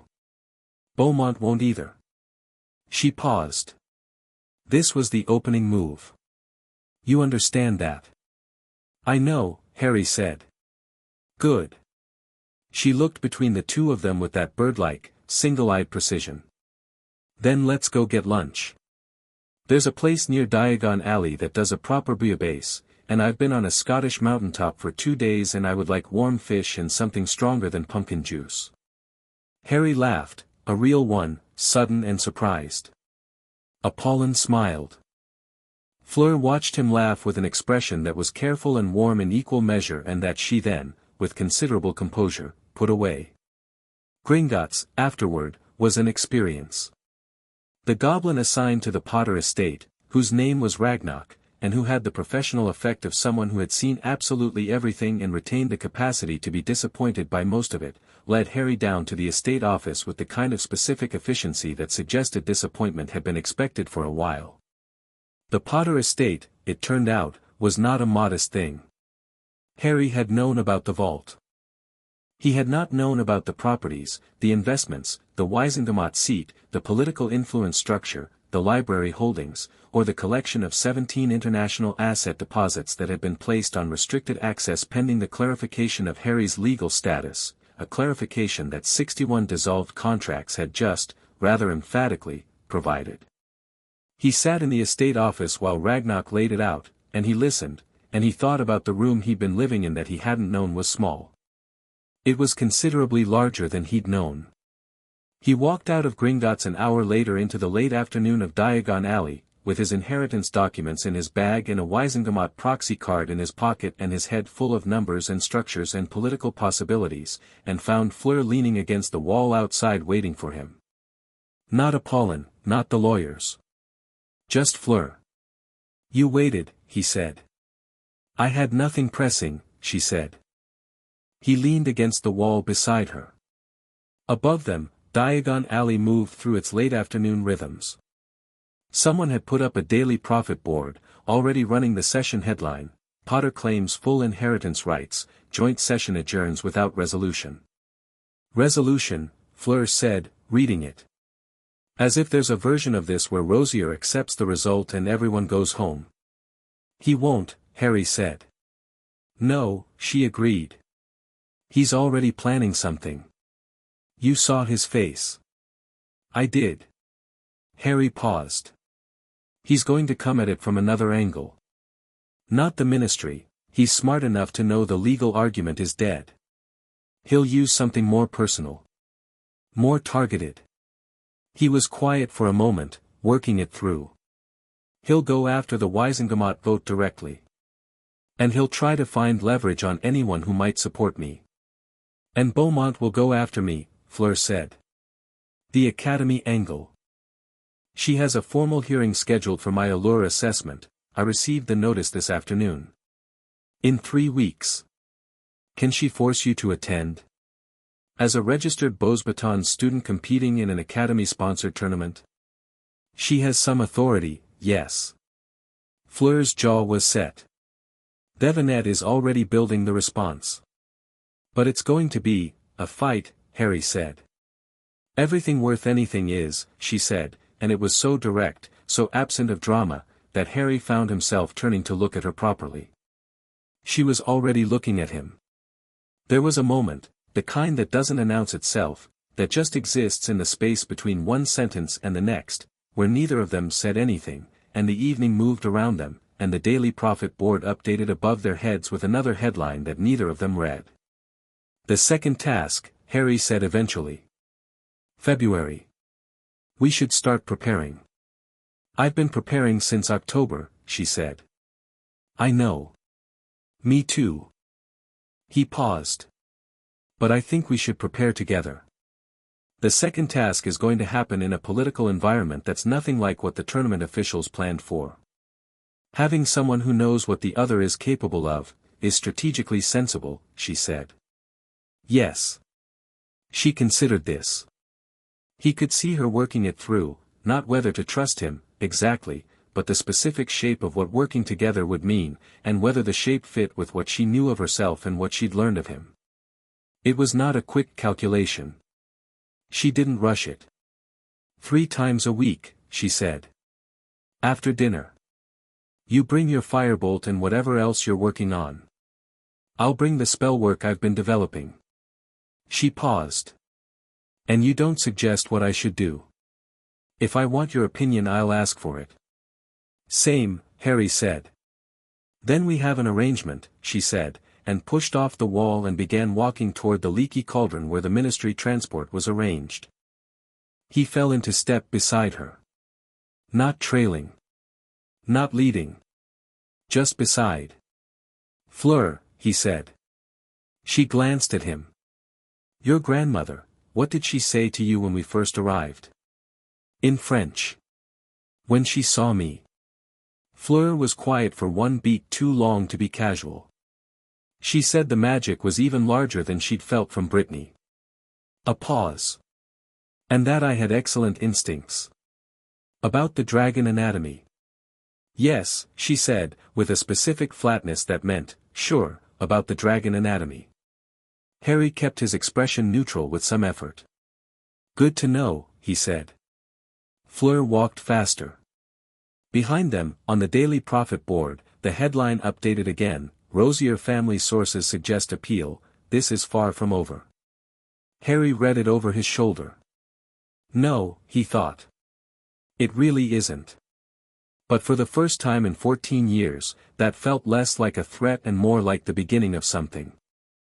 Chapter 4, The weight of old name Sirius Black walked out of the Ministry of Magic on a Tuesday morning in December, squinting against the light like a man who'd forgotten what winter looked like from the outside. Harry was there. He'd gotten the owl at 6 in the morning, it's happening. Today. Be here. And had told McGonagall he needed to go to London, and McGonagall had looked at him for exactly 2 seconds and said, I'll arrange the port key, without asking a single question, which was one of the things Harry had come to understand about her. She knew when questions were beside the point. Sirius came through the ministry's visitor entrance at 11:47, wearing borrowed robes that were slightly too short and carrying nothing because he'd had nothing when they arrested him 12 years ago, and when he saw Harry he stopped walking entirely. Just stopped. Like his legs had made a unilateral decision. Harry crossed the distance. Sirius grabbed him, both arms, the kind of grip that wasn't performing anything, that was just a man holding the most important thing in his life and making sure it was real, and Harry held on back and didn't say anything because there wasn't anything that needed saying right then. They stood in the grey December light outside the ministry for a long moment. You're taller, Sirius said finally, his voice rough. You're thinner, Harry said. Fair. Sirius pulled back, held him at arm's length, looked at him with eyes that were still too bright, still too sharp, but had something in them now that hadn't been there through the fire in Gryffindor Tower's hearth, relief, genuine and physical, the kind that lives in the body. Let me look at you. He looked. Whatever he saw made him exhale slowly. There you are, he said, which was strange because Harry had been standing there the whole time. There I am, Harry agreed. Sirius laughed, sudden and short, and ran a hand through his hair, which was longer than the Azkaban photos and cleaner but still had the quality of something that did what it wanted. Right. I need food, I need proper robes, and I need to know everything that's happened in the last 2 weeks, in roughly that order. I know a place, Harry said. They went to a small wizarding restaurant off Knockturn Alley's northern edge that Griselda Marchbanks had recommended on the basis that nobody who mattered ate there and you could therefore talk freely. It was warm and badly lit and the food was better than the decor suggested. Sirius ate like a man who had been operating on prison food for 12 years and had recently upgraded to edible but not remarkable, and was now encountering actual cooking with the focused reverence it deserved. Harry let him eat for 5 minutes before starting. He told Sirius everything. The ministry session, Rosier's face in the courtroom, Gringotts and the estate, the training arrangement with Fleur, Apollin's arrival. Sirius listened with the focused attention of a man who had been an Aurors candidate and had the instincts even if the career hadn't happened, asking short questions at the right moments, not interrupting the flow. When Harry finished, Sirius sat back and turned his water glass in his hands. Rosier, he said. You said you knew him. From before.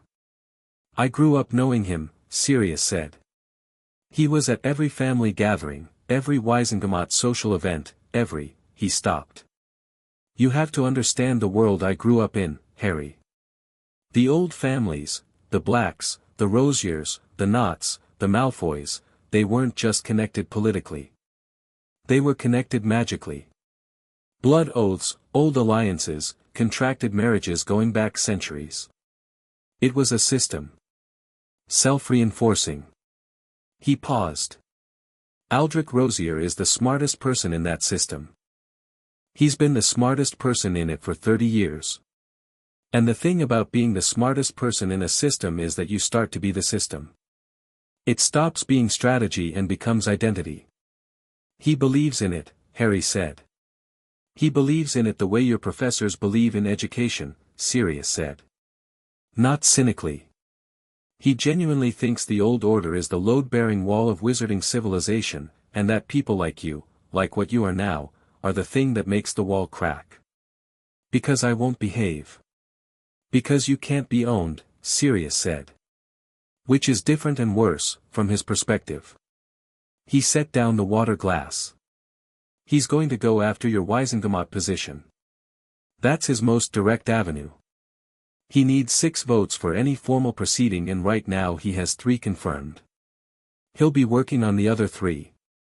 He paused. He'll also be looking for personal leverage. That's what people like him do when the legal route is blocked, they make it personal. What kind of leverage could he have? Sirius hesitated for exactly 1 beat. Me, he said. Possibly. My freedom is new and legally fragile. The ministry's case for my release is solid but not invulnerable. There are procedural angles he could exploit if he wanted to delay the formal exoneration. Keeping me in legal limbo limits how publicly I can advocate for you. Harry looked at him. He'd go after you. He went after your parents, Sirius said, simply. He was one of 3 people who pushed for the Fidelius charm approach to your parents' protection. He argued, very reasonably, that it was the safest option. And then he made sure the right person knew who the secret keeper was. His voice was very even. I've never been able to prove it. But I know. The restaurant was quiet around them. Somewhere in the kitchen something was sizzling. Right, Harry said. I'm not telling you this I know why you're telling me, Harry said. You're telling me so I understand what kind of person we're dealing with. He paused. Someone who plays a long game. Who uses good reasoning to justify bad decisions. Who genuinely believes the end is worth the means. Yes, Sirius said. Harry thought about Rosier's face in courtroom 3. The re-evaluation. The shift from underestimating to calculating. He's going to move soon, Harry said. He's not patient in the way of someone who'll wait indefinitely.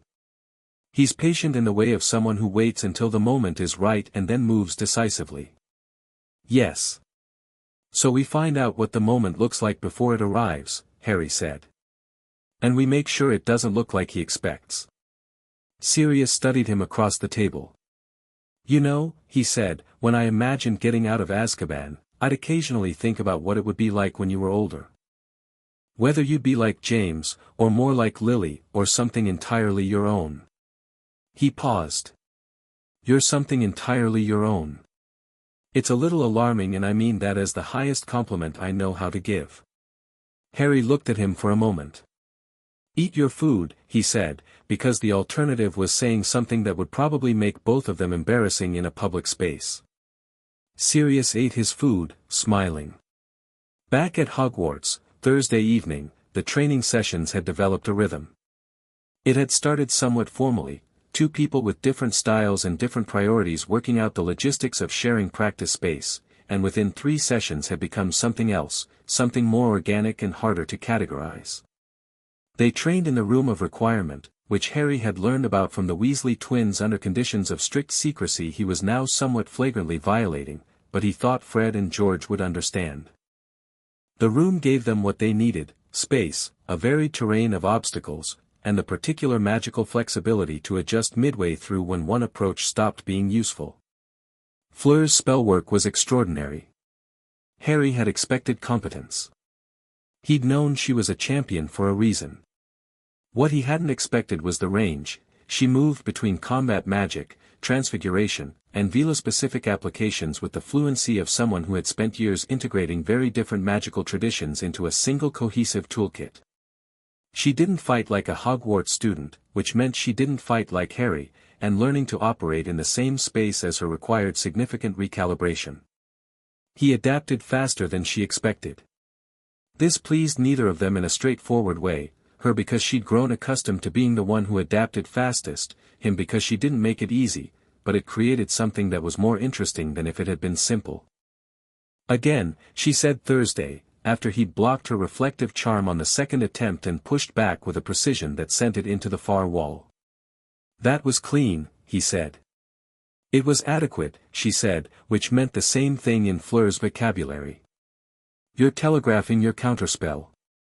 Your wand comes up at an angle that signals the direction before the spell is cast. You're the only person who'd notice that.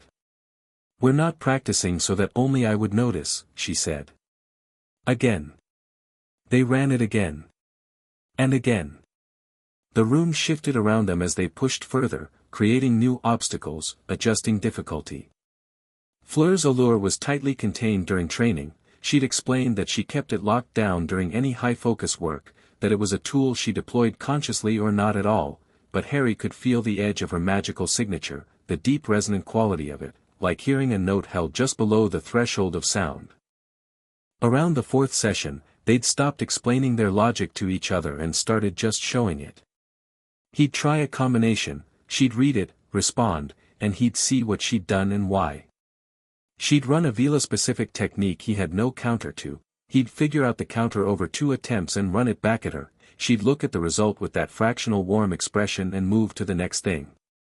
Your magic has changed since Monday, she said Thursday, sitting against the wall after an hour and a half of work that had left both of them considerably more disheveled than they'd arrived. In what way?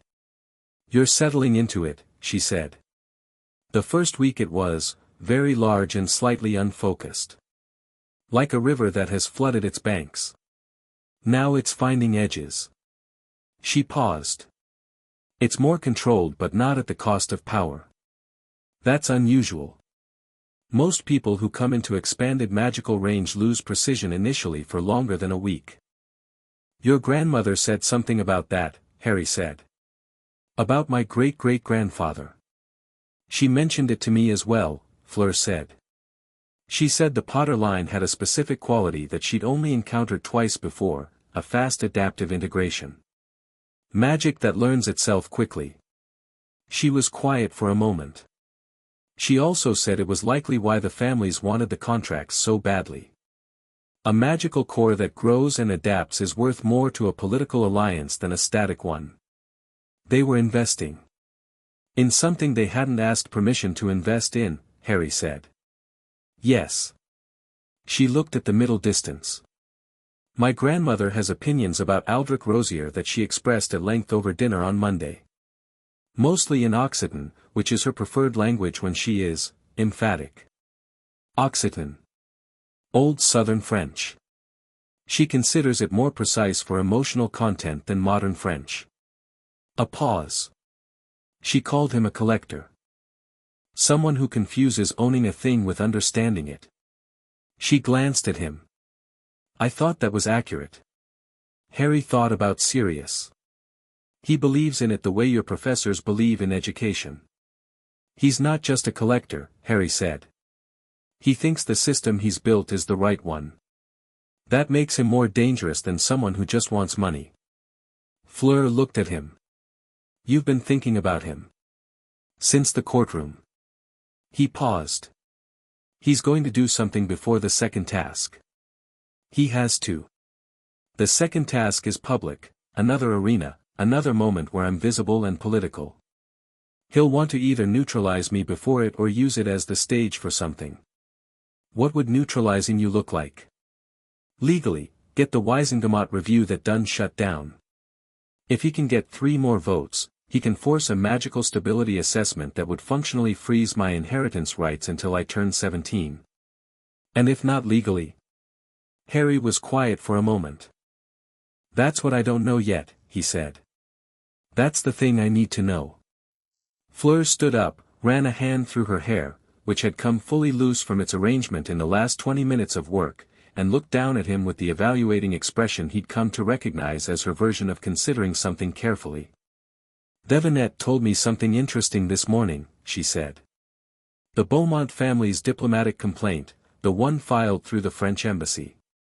It's been amended." "Amended how?" "It now includes a request for a joint British-French investigation into the magical stability of both champions." She paused. "Both. Beaumont and Rosier have been in contact. My solicitor found the paper trail this afternoon." She said it with the particular evenness of someone who had processed the news and arrived at clarity. "They're coordinating." Harry stood up. "When did she find this out?" 2 hours ago. "And they've been in contact since, probably since the joint session," Fleur said. "Rosier's legal team and Beaumont's office have exchanged at least 4 formal letters in the past 12 days. Devinette got the registry correspondence log through a procedural request." She paused. "They're not just coordinating. They're building something together. Something that uses both nations' institutional frameworks simultaneously." Harry walked to the window. The room had given them a window, enchanted to show an approximation of the outside grounds, and looked at the dark lake. If Rosier moved through the British Wisengamot and Beaumont moved through the French Academy simultaneously, any countermove he and Fleur made in one jurisdiction would be flanked by an action in the other. A British legal challenge to the stability assessment would be undercut by the French diplomatic complaint already in place. A French legal counter to Beaumont's hearing would be undermined by the British Wisengamot proceedings, lending it credibility. It was elegant. It was the kind of plan that a patient, intelligent person built when they had time and institutional reach and no legal route forward and needed to make something new. "We need to be in both jurisdictions at once," Harry said. "We can't be," Fleur said. "No. But Griselda Marchbanks can file simultaneously in both, as an independent observer with standing in both systems." He turned from the window. "And serious?" Fleur tilted her head. "His exoneration is almost final," Harry said. "When it's formal, he becomes Lord Black. The Black family seat in the Wisengamot is one of the oldest in the chamber. Rosier needs 3 more votes. If Sirius holds the Black seat against him, actively, loudly, it changes the arithmetic." He paused. "And the Black family has French connections. Old ones. Sirius told me. His mother's side had Academy affiliations going back to the 1800s. It's not current influence, but it creates standing." Fleur was looking at him steadily. "You've been planning this since Sirius walked out of the ministry." She was quiet for a moment. Not hesitating, processing. Running it against her own thinking and seeing where it fit. "Devinette has a contact at the French Magical Court of Appeal," she said. "Someone who is not affiliated with the Academy's Shadow Council. If we file an anticipatory challenge to any joint investigation, before it's formally constituted, while it's still in the planning stage, we can require it to meet a higher evidentiary standard." She paused. "It won't stop it. But it slows it down and forces Beaumont into the open." "Forcing her into the open is almost better than stopping her," Harry said. "Yes," Fleur agreed.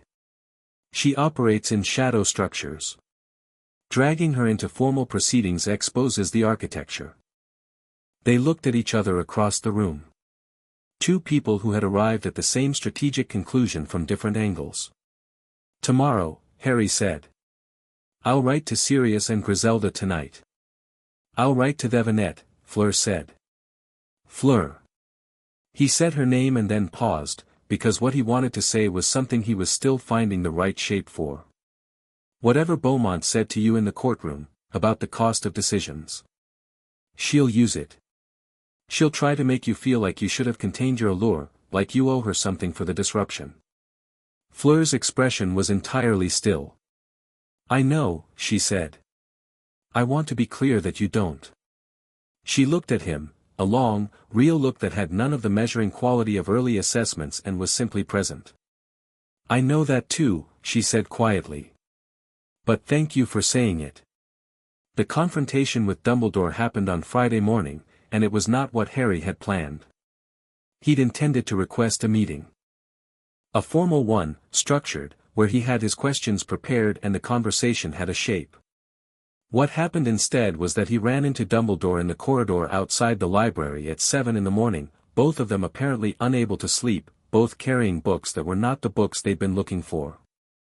Dumbledore glanced at the book Harry was carrying, a history of Wisengamot procedural law from the Hogwarts library that was so old it still used thee and thou in the text.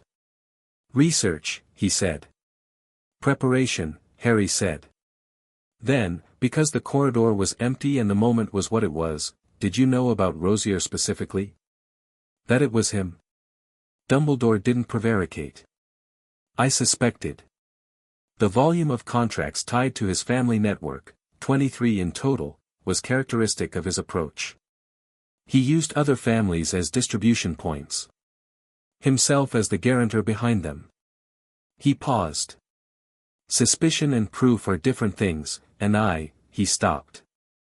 "I used that distinction as cover for inaction. I know that now." Harry leaned against the corridor wall. "My parents," he said. "Sirius thinks Rosier fed information about the Fidelius charm to Voldemort's people." Dumbledore was very still. "Did you know about that too?" "I had," a long pause. "A theory. Nothing I could prove. Nothing I could take to the Aurors, who were at that point compromised at the senior level, or to the Wisengamot, where Rosier has, significant influence." He looked at Harry with the look of a man who was not asking for forgiveness, just delivering truth. "I made calculation after calculation where the conclusion was, not yet. Not this. The cost of moving now is higher than the cost of waiting.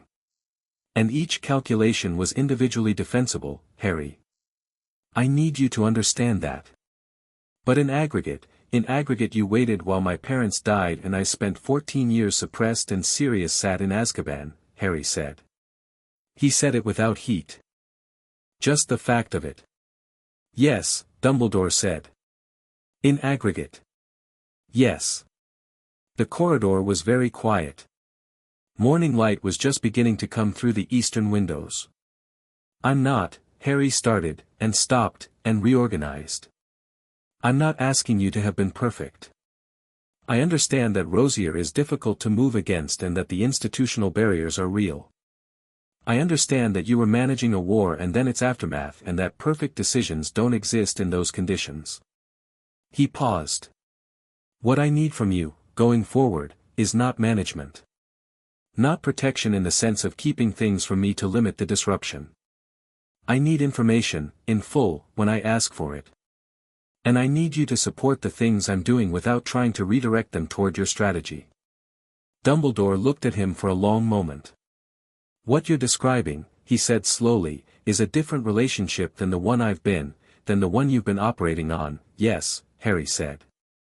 "You've been treating me as an asset that needs managing. A weapon that needs careful development." A pause. "I'm a person. With my own judgment. Which is considerably better than you've been allowing for." "Yes," Dumbledore said, quietly. "It is." He paused.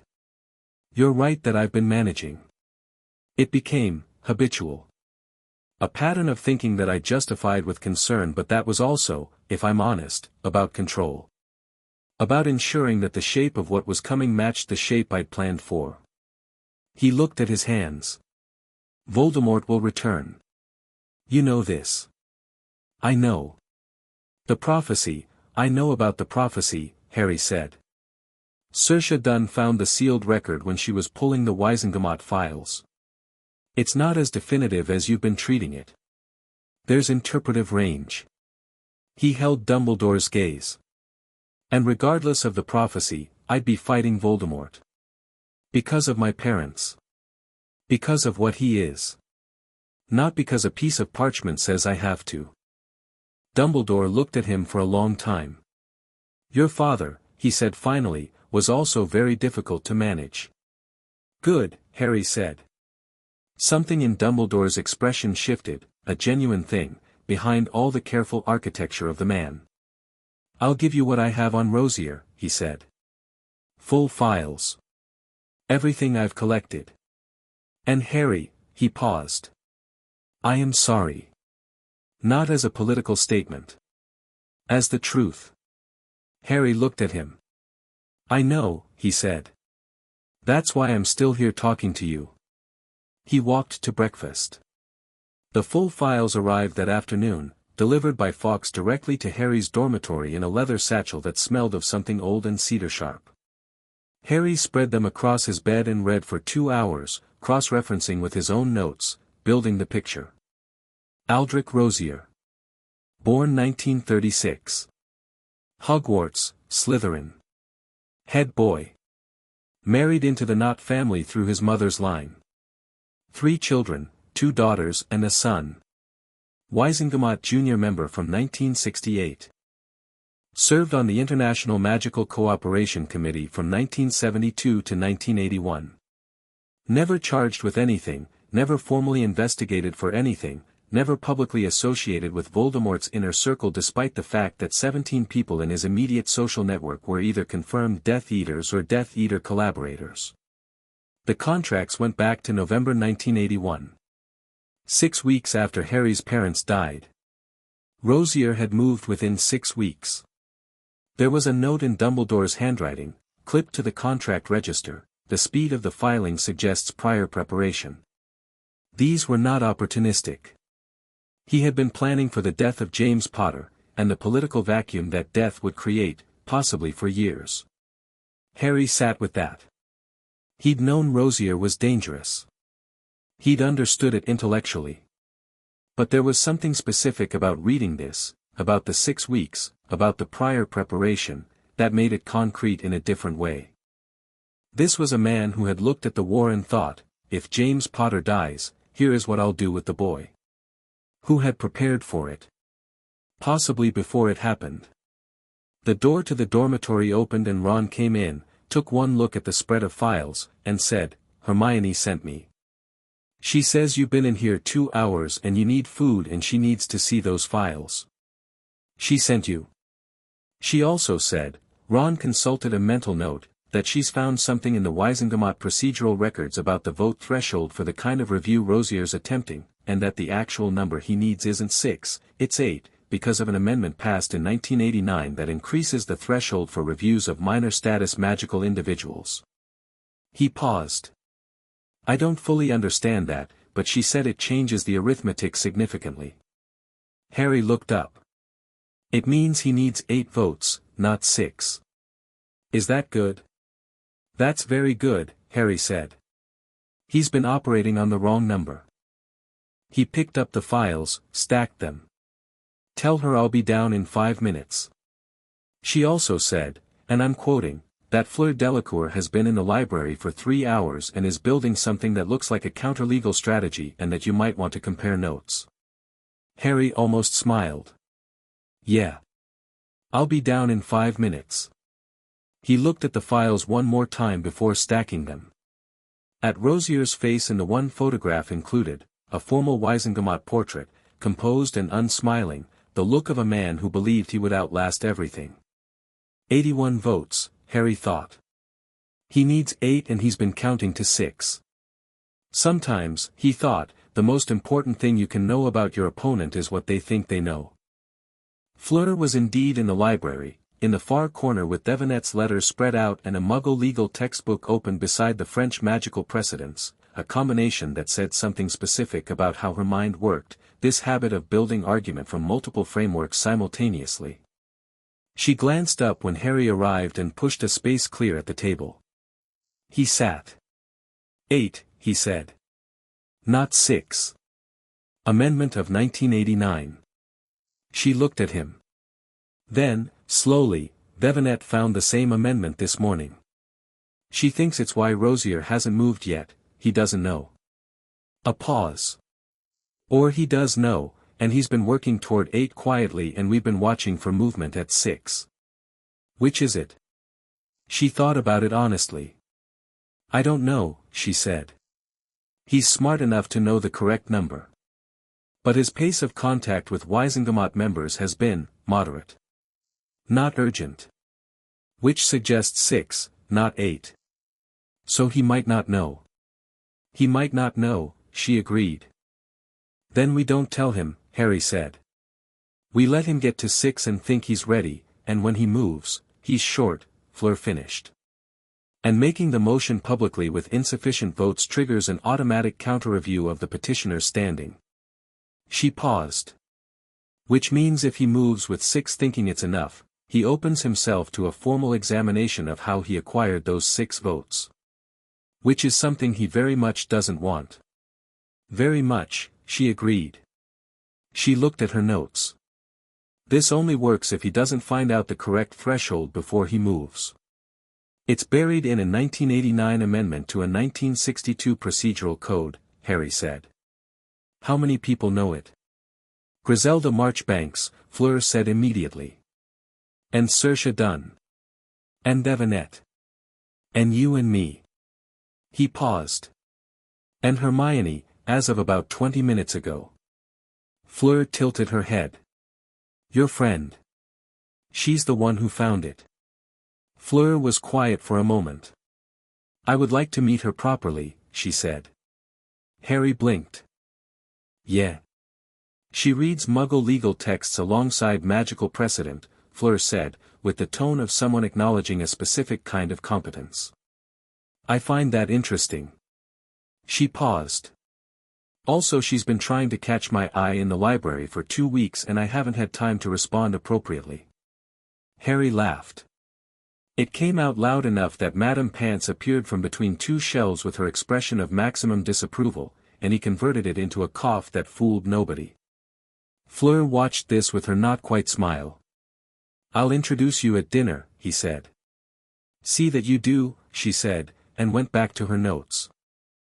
He worked beside her for another hour, and outside the castle windows the December evening came down cold and dark, and somewhere in London Aldrich Rosier was making his 6th call to a Wisengamot member he expected to be enough, and inside Hogwarts's library 2 people who had been told by 61 families that their futures were already written were quietly building something that wasn't in anyone's plan. The weight of old names, Harry thought, was considerable. But you could learn to carry it differently. You could learn to set it down. Chapter 5, War is declared. The formal declarations came on a Monday. Harry was in the middle of breakfast when the owls arrived, not 1, not 2, but 11 simultaneously, dropping 11 identical sealed parchments on the table in front of him with the collective weight of something that had been a long time building. The seals were different, some British Ministry crests, 2 French Academy stamps, one that bore the Rosier family crest, and one, notably, from the International Confederation of Wizards, which nobody had been expecting. He opened the International Confederation one first. It was long, formal, and ultimately said one thing: both the British Ministry of Magic and the French Académie de Magie had jointly filed a declaration of magical grievance against Harry James Potter and Fleur Isabelle Delacour, invoking Article 17 of the International Statute of Wizarding Secrecy's Dispute Resolution Protocol. The declaration cited the magical event of November 24 as an uncontrolled bilateral magical incident with international implications, and formally placed both named individuals under provisional magical oversight pending the resolution of the joint investigation, the same joint investigation that Beaumont and Rosier had been architecting since the courtroom. The oversight provision meant, in practical terms, that any significant magical action taken by either Harry or Fleur could be subject to retrospective review and sanction. It was not a power suppression. It was something more elegant and more infuriating, a legal framework designed to make them hesitate. Fleur received her 11 owls at exactly the same moment. Harry knew this because he could see the Beauxbatons table from where he sat, and he watched her open the International Confederation letter, read it, fold it, and set it down with the particular controlled stillness of someone who was very angry and had decided that being very angry was not currently useful. Their eyes met across the hall. She picked up her coffee cup, took a deliberate sip, and put it down. He picked up his toast and ate it. Neither of them moved quickly. Neither of them looked alarmed. The message was the same from both ends of the hall. We read it. We're not scared. Your move. Hermione, beside Harry, had already read her own copy of The Prophet, which had clearly been pre-briefed, the story running front page with the headline "Both Nations Move Against Tournament Champions," and was writing so fast her quill was leaving scratches. Ron was eating with the mechanical focus of someone processing significant stress by maintaining normal bodily functions. The oversight provision, Hermione said without looking up, is the key piece. They're not trying to stop you or Fleur directly, they can't, legally. But if they can make every magical action you take subject to review, then the second task becomes a trap, Harry said. Whatever we do in the arena, they can frame it as a violation of the oversight terms. Exactly. If you use magic aggressively, even competitively, they have grounds to claim the oversight terms were breached. It doesn't matter if you're in a tournament. The declaration supersedes the tournament's internal legal framework. She finally looked up. Harry, this is very clever. It's designed specifically for the second task. I know, Harry said. The second task is in 8 weeks. I know. So we have 8 weeks to dismantle an international declaration filed by 2 sovereign magical governments with the backing of the International Confederation, or we find a different angle, Harry said. Hermione stopped. What different angle? The oversight provision is legitimate only if the original declaration is legitimate, Harry said. The declaration is built on Article 17. Article 17 applies to uncontrolled incidents. But we've been building the argument since day one that what happened on November 24 wasn't uncontrolled, it was the natural magical response to an illegal suppression. He paused. If the contracts were illegal from inception, then the magical event that dissolved them wasn't an incident. It was a correction. And Article 17 doesn't apply to corrections. The table was quiet. That's, Hermione started. Correct? Harry said. Extraordinarily narrow legally and entirely right, she said. If you can establish that the dissolution was a lawful magical response to unlawful suppression, the whole declaration falls, Harry said. Not weakens. Falls. Can you establish that in 8 weeks? Griselda Marchbanks can, Harry said. She's been building exactly that argument since November. She just didn't know it was going to need to be filed in response to an Article 17 declaration because nobody expected Rosier and Beaumont to move this fast. He stood up, left his toast half-eaten, and walked to the Beauxbatons table. This caused approximately the level of notice he'd expected, which was total, immediate, and accompanied by the specific social electricity of 200 teenagers watching something happen that they couldn't quite categorize. He didn't particularly care. He stopped at Fleur's end of the table, and she looked up at him with the calm of someone who had been expecting exactly this. Griselda Marchbanks, he said. Article 17. Lawful correction versus uncontrolled incident. Fleur set down her coffee. Devinette raised the same point 40 minutes ago. She owed me before breakfast. A pause. She says she needs both Griselda's brief and the original contract registry in certified form. She's filing a preemptive challenge to the declaration's legal foundation before the joint investigation is formally constituted. Same approach from both ends. Same approach from both ends, Fleur confirmed. Which means they have to answer it in both jurisdictions simultaneously. She looked at him steadily. I assume you understand that even if the legal challenge succeeds, it won't stop them. It'll slow them. It'll embarrass them. But Rosier and Beaumont will regroup. I know, Harry said. The legal strategy buys us the second task without the oversight provision hanging over it. After the second task, he paused. After the second task, everything changes anyway. Fleur held his gaze. You have a plan for after the second task. I have the beginning of one. Tell me. Not here, he said, with a brief glance at the surrounding tables, all of which were very obviously listening. Training tonight. I'll tell you then. She nodded once. He walked back to the Gryffindor table. You just walked up to Fleur Delacour at breakfast in front of everyone, Ron said. Yes, Harry said, sitting back down. Just, in front of everyone.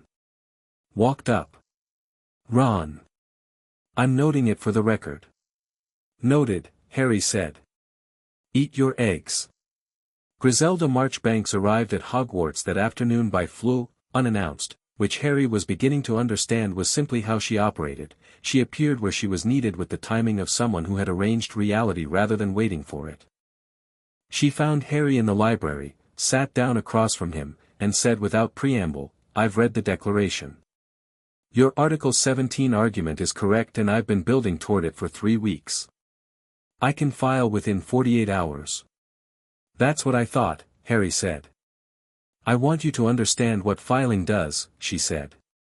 It stops the joint investigation from moving forward while the challenge is pending.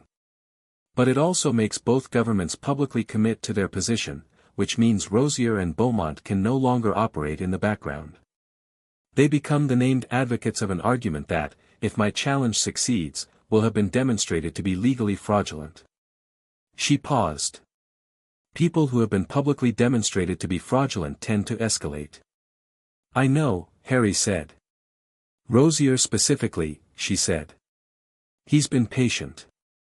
But this particular challenge touches something personal. The contracts were his life's work, in a sense. The legal argument I'm making essentially says that everything he built over 40 years was built on crimes. She looked at him over her round glasses. That kind of exposure tends to produce disproportionate responses. Good, Harry said. Marchbanks tilted her head. You're inviting the escalation. I'm not hiding from it, Harry said. If he escalates, he makes mistakes. Patient, careful people who suddenly have to move fast make different mistakes than people who've been reckless all along. He paused. And when Rosier makes a mistake, I want to be positioned to see it. She studied him for a long moment. You're 14, she said. Yes, Harry said. Remarkable, she said, and opened her briefcase. Sirius arrived 2 days later. Not by Fleur, by actual physical appearance at the Hogwarts gates, which McGonagall had been informed about in advance and had apparently arranged the relevant permissions for with the particular efficiency she deployed when she had decided something was the right thing to do and wasn't going to discuss it. He came up the path in new robes that fit properly and with a color in his face that hadn't been there in the fireplace, and Harry met him at the entrance hall and watched his godfather take a long breath of Hogwarts air and do something with his expression that he clearly didn't want witnessed and that Harry carefully did not acknowledge. Right, Sirius said, pulling himself together. Where are we? Filing in 48 hours, Harry said. After that, they'll move. Probably through the Wisengamot first. Rosier will want the formal proceeding to give the investigation legitimacy even after the challenge. How many votes does he have?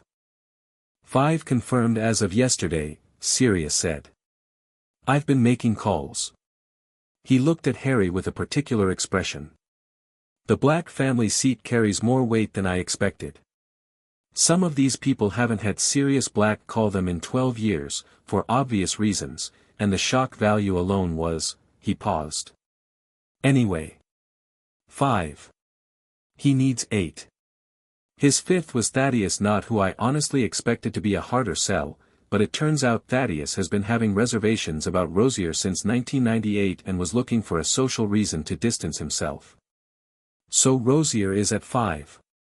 And I've been talking to the members. I think he's targeting for 6 through 8. 3 of them are gettable. Not to our side necessarily, but to a position of abstention, which is functionally the same thing. Sirius paused. There's one problem. Tell me. Rosier knows I'm making calls. He's not stupid and the wizarding social world is not large. He reached out to me yesterday. Harry went still. He contacted you. Formally. A letter. Very polite. Sirius reached into his robes and produced it. Harry read it. It was, as described, very polite. It was also very specific. Aldrich Rosier expressed his sincere pleasure at Sirius's exoneration and his hope that they could speak directly about the current situation, person to person, as he believed there was significant common ground to be found. He used the phrase common ground 3 times. He suggested a meeting at his home, a house in Wiltshire that Harry recognized from Dumbledore's files as Rosier Hall, an estate that had been in the family since the 17th century. "He wants to make a deal," Harry said. "He wants to make a deal with me," Sirius said. "Which means he's figured out that I'm his most significant problem right now. The black seed is the one he can't buy or pressure, it's too visible, too old, too credible. If he can neutralize me, he changes the arithmetic." He looked at Harry. "I want to go." "Sirius, not to make a deal," Sirius said. "To find out what he knows. What he has. He wouldn't suggest a meeting unless he had something to offer, which means he has something. Something he thinks is worth my compliance." He paused. "I want to know what that something is." Harry thought about it. About patience, about information, about the value of knowing what your opponent believed was their strongest card. "You don't go alone," he said. "Obviously. Take Dunn. As your legal counsel, any deal discussion requires counsel present, that's standard. She's a witness and a check on anything he tries to make binding." Sirius looked at him. "You've thought about this faster than I have." "I've been thinking about Rosier for a month," Harry said. "When are you going?" He suggested Friday. "Friday," Harry said. "After Griselda files. So he knows the challenge is in the system and he's making his countermove." He paused. "Go. Find out what he has. And Sirius, don't let him see that you're surprised by anything. Whatever he tells you, however unexpected, you already knew." Sirius looked at him with that expression again, the alarming one, the one that said James somewhere in its depths but meant something specific and present. "Understood," he said. Griselda filed on Thursday morning and the response was immediate. The Daily Prophet ran the story within hours. Marchbanks challenges joint declaration, legal battle escalates. The ministry issued a statement defending Article 17. The French Academy issued a counter-statement. The International Confederation scheduled an emergency review session. Rita Skeeter, who had apparently returned from whatever rock she'd been under, published a piece that was so factually incorrect in so many specific ways that Harry read it with a kind of academic wonder. What mattered was that the joint investigation was frozen pending the challenge outcome. What also mattered was that Rosier called an emergency meeting of his 5 confirmed Wisingamot supporters that same afternoon, which Sirius's contact inside the chamber reported back within the hour. The meeting ran for 90 minutes. Nobody who attended would say what was discussed. Sirius went to Rosier Hall on Friday. He came back Friday evening and found Harry and Fleur in the room of requirement, mid-training, and sat in the corner and waited with the focused patience of someone carrying information that had changed the shape of something. Harry finished the combination he was running, a new one, built from 3 weeks of working with Fleur's approach layered over his own instincts, which had produced something that was neither pure Hogwarts combat magic nor Beauxbaton spellwork but something that moved between both with a fluency that had started surprising even him, and lowered his wand. "Tell us," he said. Sirius looked at Fleur for a moment. "Then, he knows about your grandmother." Fleur's expression didn't change. "Go on." "Not just that she's here. He has intelligence on her history with the Veela Council, specifically, a period in 1962 when there was a territorial dispute between a Veela community in the Pyrenees and a French noble family. The dispute was resolved through a contract that your grandmother signed on behalf of the community. Rosier is claiming the contract contains a clause that, if his interpretation holds, limits the Veela Council's authority to intervene in French magical political proceedings for 50 years. 50 years from 1962, Harry said. Expires in 2012, Sirius said. Which means it's currently active. He's going to use it to remove a Pollen standing in any proceedings related to this, Fleur said. Her voice was very quiet and very even, which Harry had learned meant she was working through something at speed. She has more academy-level authority than anyone realizes. If he can prevent her from formally intervening, he limits your support structure significantly, Harry said. And not just in France. Her Veela Council connections cross borders. She's been quietly building pressure on the International Confederation members. Can he make that interpretation stick? Fleur asked Sirius. Dunn says it's a stretch, Sirius said. The clause is real, but the interpretation requires 3 logical jumps that she thinks are challengeable. However, challenging it takes time. And time is the thing we're short on. Fleur turned away from both of them and walked to the window. Harry watched her think. Not the calculating expression, not the professional assessment, something more personal, more internal. She was thinking about her grandmother. About what this meant for someone who had crossed the country to stand with her. He's not threatening her, Fleur said quietly. He's threatening to make her a liability. She turned back. Which is worse? Because if she fights to maintain her standing and the challenge fails, she drags the Veela Council into a public legal loss. He's trying to make me ask her to step back. And if you ask her, Harry said slowly, you lose your most significant political support at the exact moment the second task is happening. Yes, Fleur said. What does Apollon say? Harry asked. I haven't told her yet, Fleur said. Tell her, Harry said. She looked at him. Tell her immediately, he said. Don't protect her from the information. She's been doing this longer than Rosier has been alive. He paused. And she will find an angle he hasn't thought of. That's what she does. Something in Fleur's expression shifted, a small release, a decision made. You're right, she said. She looked at Sirius. What else did he say? Sirius hesitated. He made an offer. To me. He looked at Harry. He said that if I agreed to abstain on any Wiesengemot vote related to Harry's inheritance review, he would provide evidence that would fully exonerate me, formal, documented, incontrovertible evidence of my innocence that goes beyond the procedural grounds of the current exoneration. He has a witness. Someone who can testify to what Peter Pettigrew actually did, who was present at the original events and has been, kept, I think is the word he used, in a secure location for the past 13 years. The room was very quiet. He has a witness to my parents' deaths, Harry said. To Pettigrew's role in them. Yes. Sirius's voice was carefully neutral. He's been holding this person. For 13 years. Which means he's known the truth about what happened, Harry said. Since before your trial. He has a witness who could have exonerated you in 1981 and he sat on it. Yes, Sirius said. Harry stood with the weight of that for a long moment.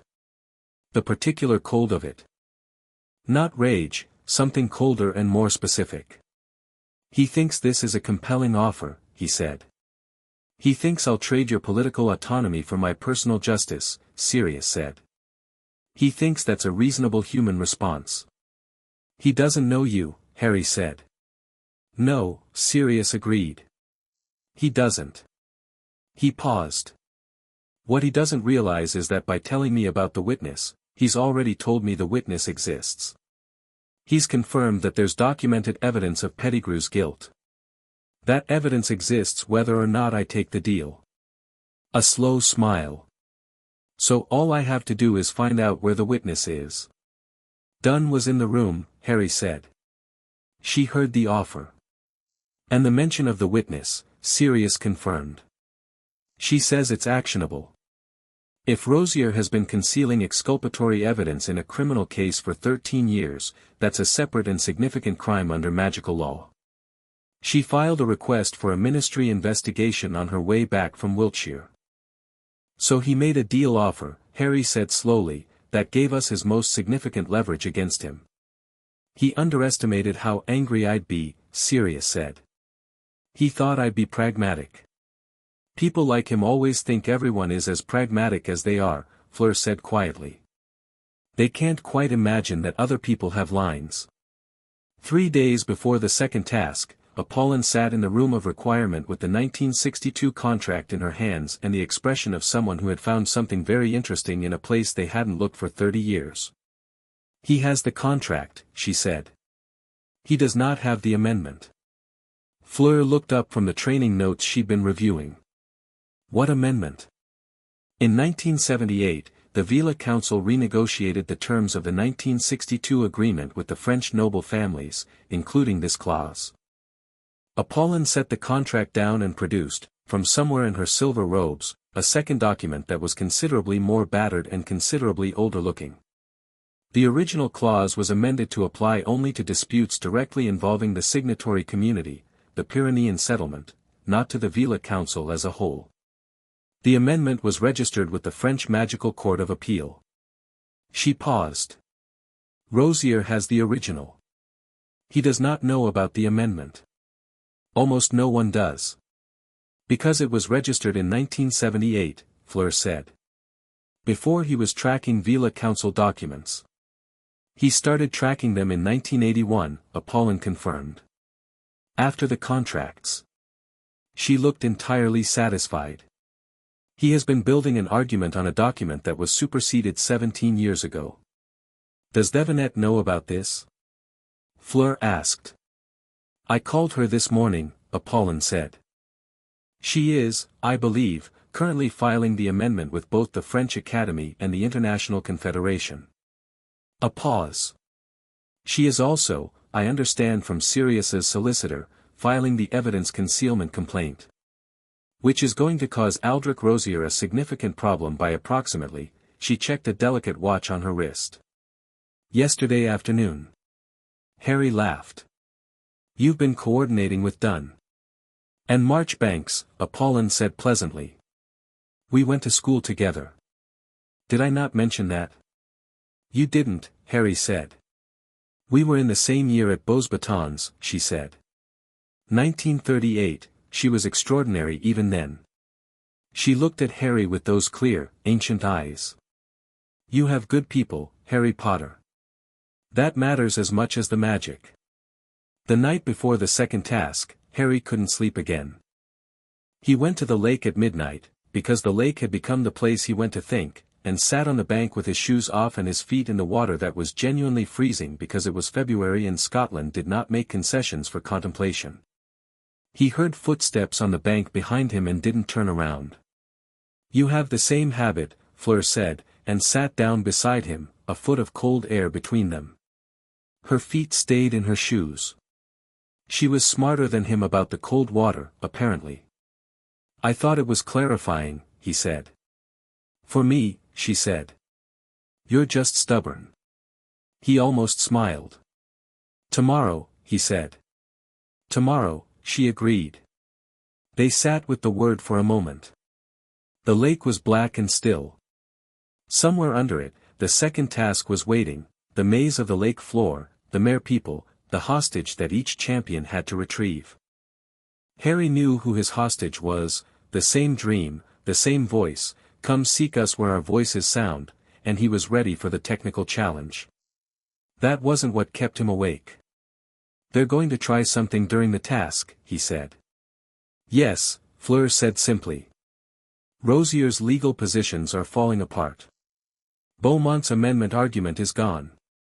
The witness discovery changes everything about his position in the evidence concealment case. He's running out of clean options. She paused. When people run out of clean options, they use dirty ones. He'll have someone in the arena, Harry said. Or a plant among the officials. Something to create an incident that the oversight declaration, even challenged, even frozen, can be cited in response to. I've been thinking about this, Fleur said. There's a pattern in the family contacts Devanette found. 6 of the 38 British families who had contracts, the smaller ones, the ones who've been quiet since the dissolution, have had recent contact with Rosier's office. Not legal contact. Social contact. Family dinners, that sort of thing. She paused. 3 of those families have children in the Hogwarts student body. Students, Harry said. Students who could be positioned near the lake during the task, Fleur said. Not in the arena. Outside the controlled zone. Where the tournament's oversight doesn't extend. She paused. I don't know what they'd do. But the positioning matters. Harry thought about the arena. The lake. The controlled zone versus the uncontrolled perimeter. The fact that the second task, unlike the first, took place partially underwater where direct observation was limited.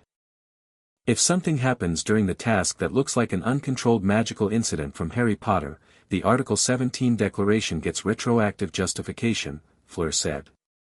Even with Marchbanks's challenge pending. An active incident while the challenge is in process would be used to argue the challenge should be dismissed. So the move is to provoke something. Make it look like I lose control. Or make it look like I do, Fleur said. Harry looked at her. We make sure neither of us reacts to whatever they do, he said. Whatever happens in that water, we stay clean. We do the task. We win. We win, she repeated. Both of us, he said. Top scores. Clean magic. Nothing they can use. He paused. And Sirius is going to be in the stands with Dunn and Marchbanks. If anything happens in the perimeter zone, Mamie will be watching the perimeter, Fleur said. She said so this afternoon. She will notice things. A pause. She notices everything. I know, Harry said. I've noticed. The lake moved in slow dark ripples. Harry, Fleur said, and her voice had a different quality, something that wasn't strategy, something more careful and more direct. He looked at her. What you said in the room of requirement last week, she said. That you have the beginning of a plan for after the second task. You were going to tell me. I was. You didn't. We got busy, he said. Sirius, Rosier, the filing, tell me now, she said. Not impatiently. Just, now is the time.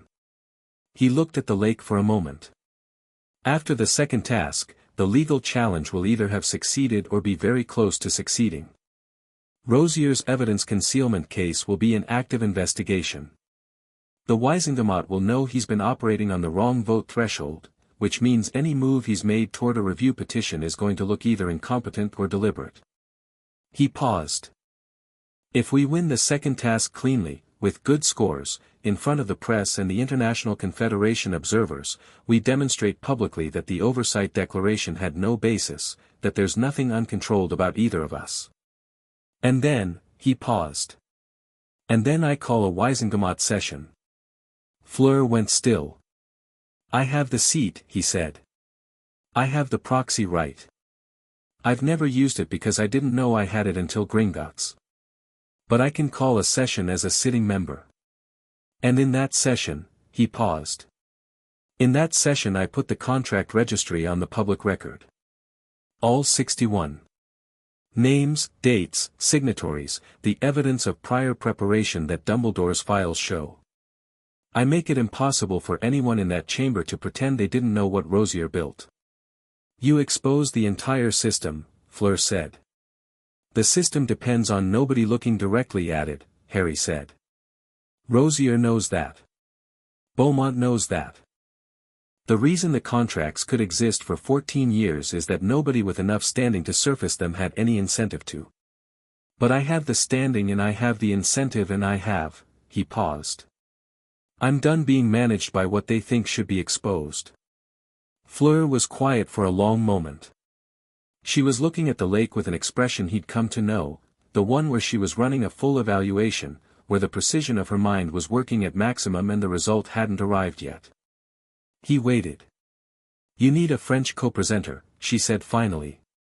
For the Wisingamot session to have international legitimacy, for the French contract signatories to be included in the public record, you need someone with French magical legal standing to co-present the evidence. She paused. Devinet can file the documents. But the political weight of a co-presenter in the chamber itself, would need to be someone the chamber takes seriously, Harry said. Mamie has Veela Council authority, Fleur said slowly.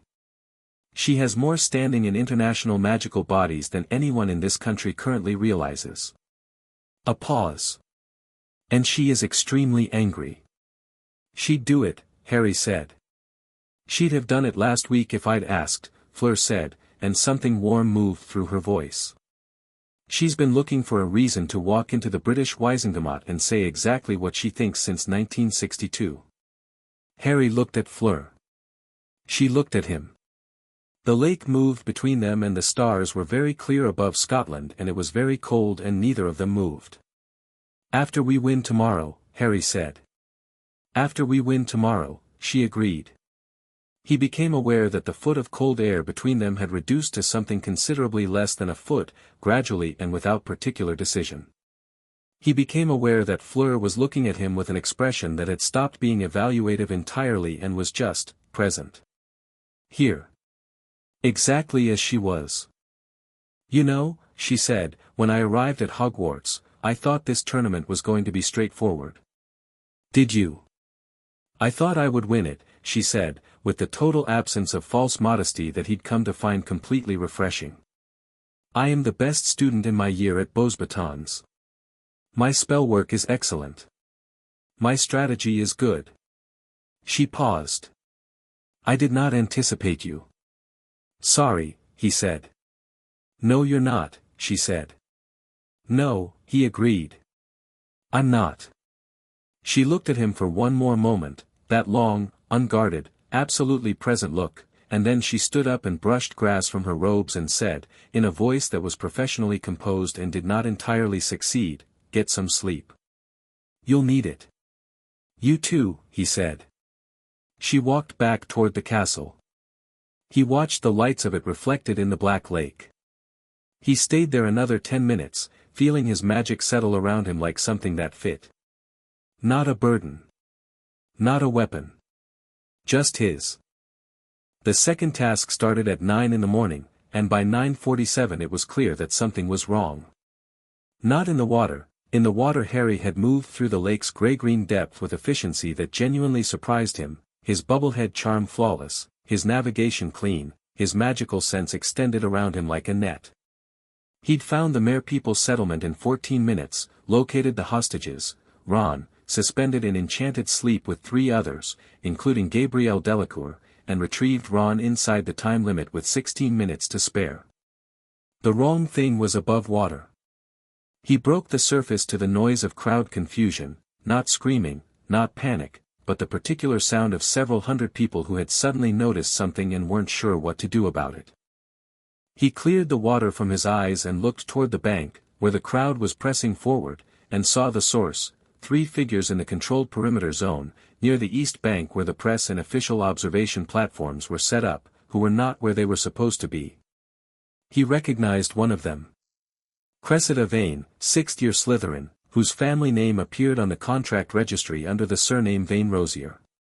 She was not one of the students he and Fleur had specifically identified, which meant either his count had been wrong or Rosier had more pieces on the board than they'd calculated. She wasn't doing anything overtly threatening. She was standing in the wrong place and she had a wand in her hand and she was looking at the water with the concentrated expression of someone waiting for a specific moment. Harry looked around. Fleur hadn't surfaced yet. He calculated the angle, the position, what Vane could see from where she stood, and understood, she was watching for Fleur. Watching for the moment Fleur came up. He came out of the water fast. He was on the bank before the officials had finished their reaction to his surfacing, moving at a pace that scattered the press observers, and he reached Vane before she'd registered he was behind her. He didn't hex her. He stepped directly into her line of sight and said, quietly and completely clearly, "Don't." She startled. Her wand hand came up instinctively. He caught her wrist. Not hard, just stopped it. His grip was very calm and very certain and left absolutely no room for misinterpretation about who was currently in control of the situation. Vane looked at him with a complicated expression. She was 17, Harry thought. She was doing something for a family that had used her the same way they tried to use him, as a piece in someone else's game. Whatever he told you this would accomplish, Harry said, it won't. The challenge to the declaration is filed. The evidence case is open. Whatever happens in this arena today can't be used to justify the oversight provision. He held her gaze.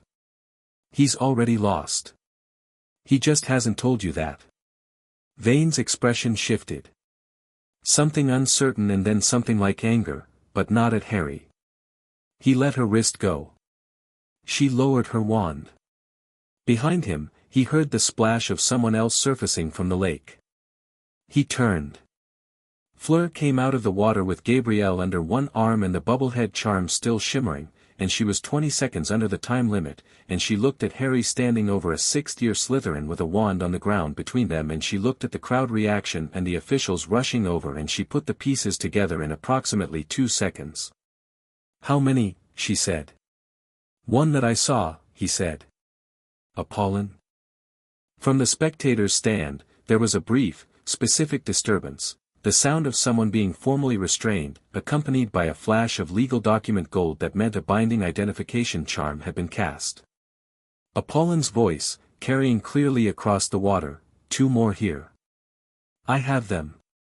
The tournament officials descended. Dumbledore was moving through the crowd with the purposeful calm of a man in full command of a situation. Sirius was at the rail with Dunn, who already had parchment out.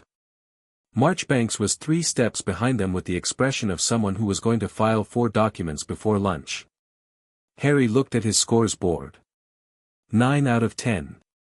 Clean magic. Time limit met with room to spare. He looked at Fleur's board. Also 9 out of 10. Tied. She was drying Gabrielle off with a quick charm, talking to her in rapid quiet French, and Gabrielle was clinging to her with the particular passion of a 9-year-old who had recently been used as tournament bait and was processing it through the available sister. Fleur held her without breaking her composure, her hand in Gabrielle's wet hair, her eyes moving over the crowd with the practiced assessment he knew so well. She found Harry. He held up his scores number. She held up hers. The same expression as before, that morning weeks ago in the Great Hall, the newspaper headlines, but different now. Something more settled about it. Something that had been a question that was now an answer. Around them, the officials were sorting out the Vane situation, the press were descending, Sirius and Dunn were already in conversation with the tournament committee about the perimeter breach. The legal machinery was moving. Rosier was in the stands. Harry could see him, had found him in the first minute out of the water, habit by now, watching. His face was composed. It was always composed. But there was something different in it today, not the re-evaluation from the courtroom, not the focused patience. Something that had, very quietly, become something smaller. He knew. He'd seen the amendment evidence, the witness case, the vote threshold. He'd watched his perimeter play stopped before it started. He was doing what intelligent people do when they've run out of good options and haven't yet accepted it. He was still calculating, still looking for the move, but the moves were getting smaller and the space around them was getting narrower. Harry let him look. He turned back to the bank and picked up his towel and started working through the post-task with the focused practicality of someone who had a great deal left to do today and had already done the part he needed. Fleur came to stand beside him while Gabrielle was collected by Madame Maxime. 3 of them, she said quietly. Yes. It didn't work. No, Harry said. It didn't. He's going to try something else, she said. I know, Harry said. But we're filing for the Wisingamot session Monday. After that, it doesn't matter what he tries. Everything that happens in public. She was quiet for a moment. Mamie said yes, by the way. I asked her this morning before the task. I thought you might have. She has a speech prepared, Fleur said.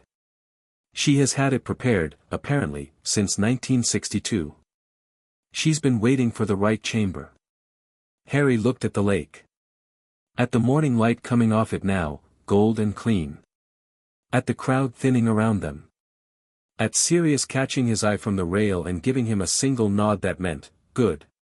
We've got it from here." Then Monday, Harry said, she gets her chamber. Chapter 6. The Reckoning. The Wizengamot session was called for Monday at 2 in the afternoon, and by 10 in the morning the ministry's main atrium looked like someone had appended a beehive and replaced all the bees with people in formal robes who were very unhappy about being there. Harry arrived at 11 with Sirius, Dunn, Marchbanks, and Apollon. Fleur arrived separately with Devanette, which had been a deliberate choice. They discussed it Sunday night, agreed that arriving together would allow the press to make the session about their relationship rather than the contracts, and that the evidence needed to be the center of the story, not them. So they arrived separately and met in the corridor outside the Wizengamot chambers at 11:45, and the first thing Fleur said was, "Beaumont is here." "I know," Harry said. "I saw her in the atrium. She brought 3 Academy Council members. Observers?" "Officially," Fleur said. "Actually, she's here to manage the French response in real time.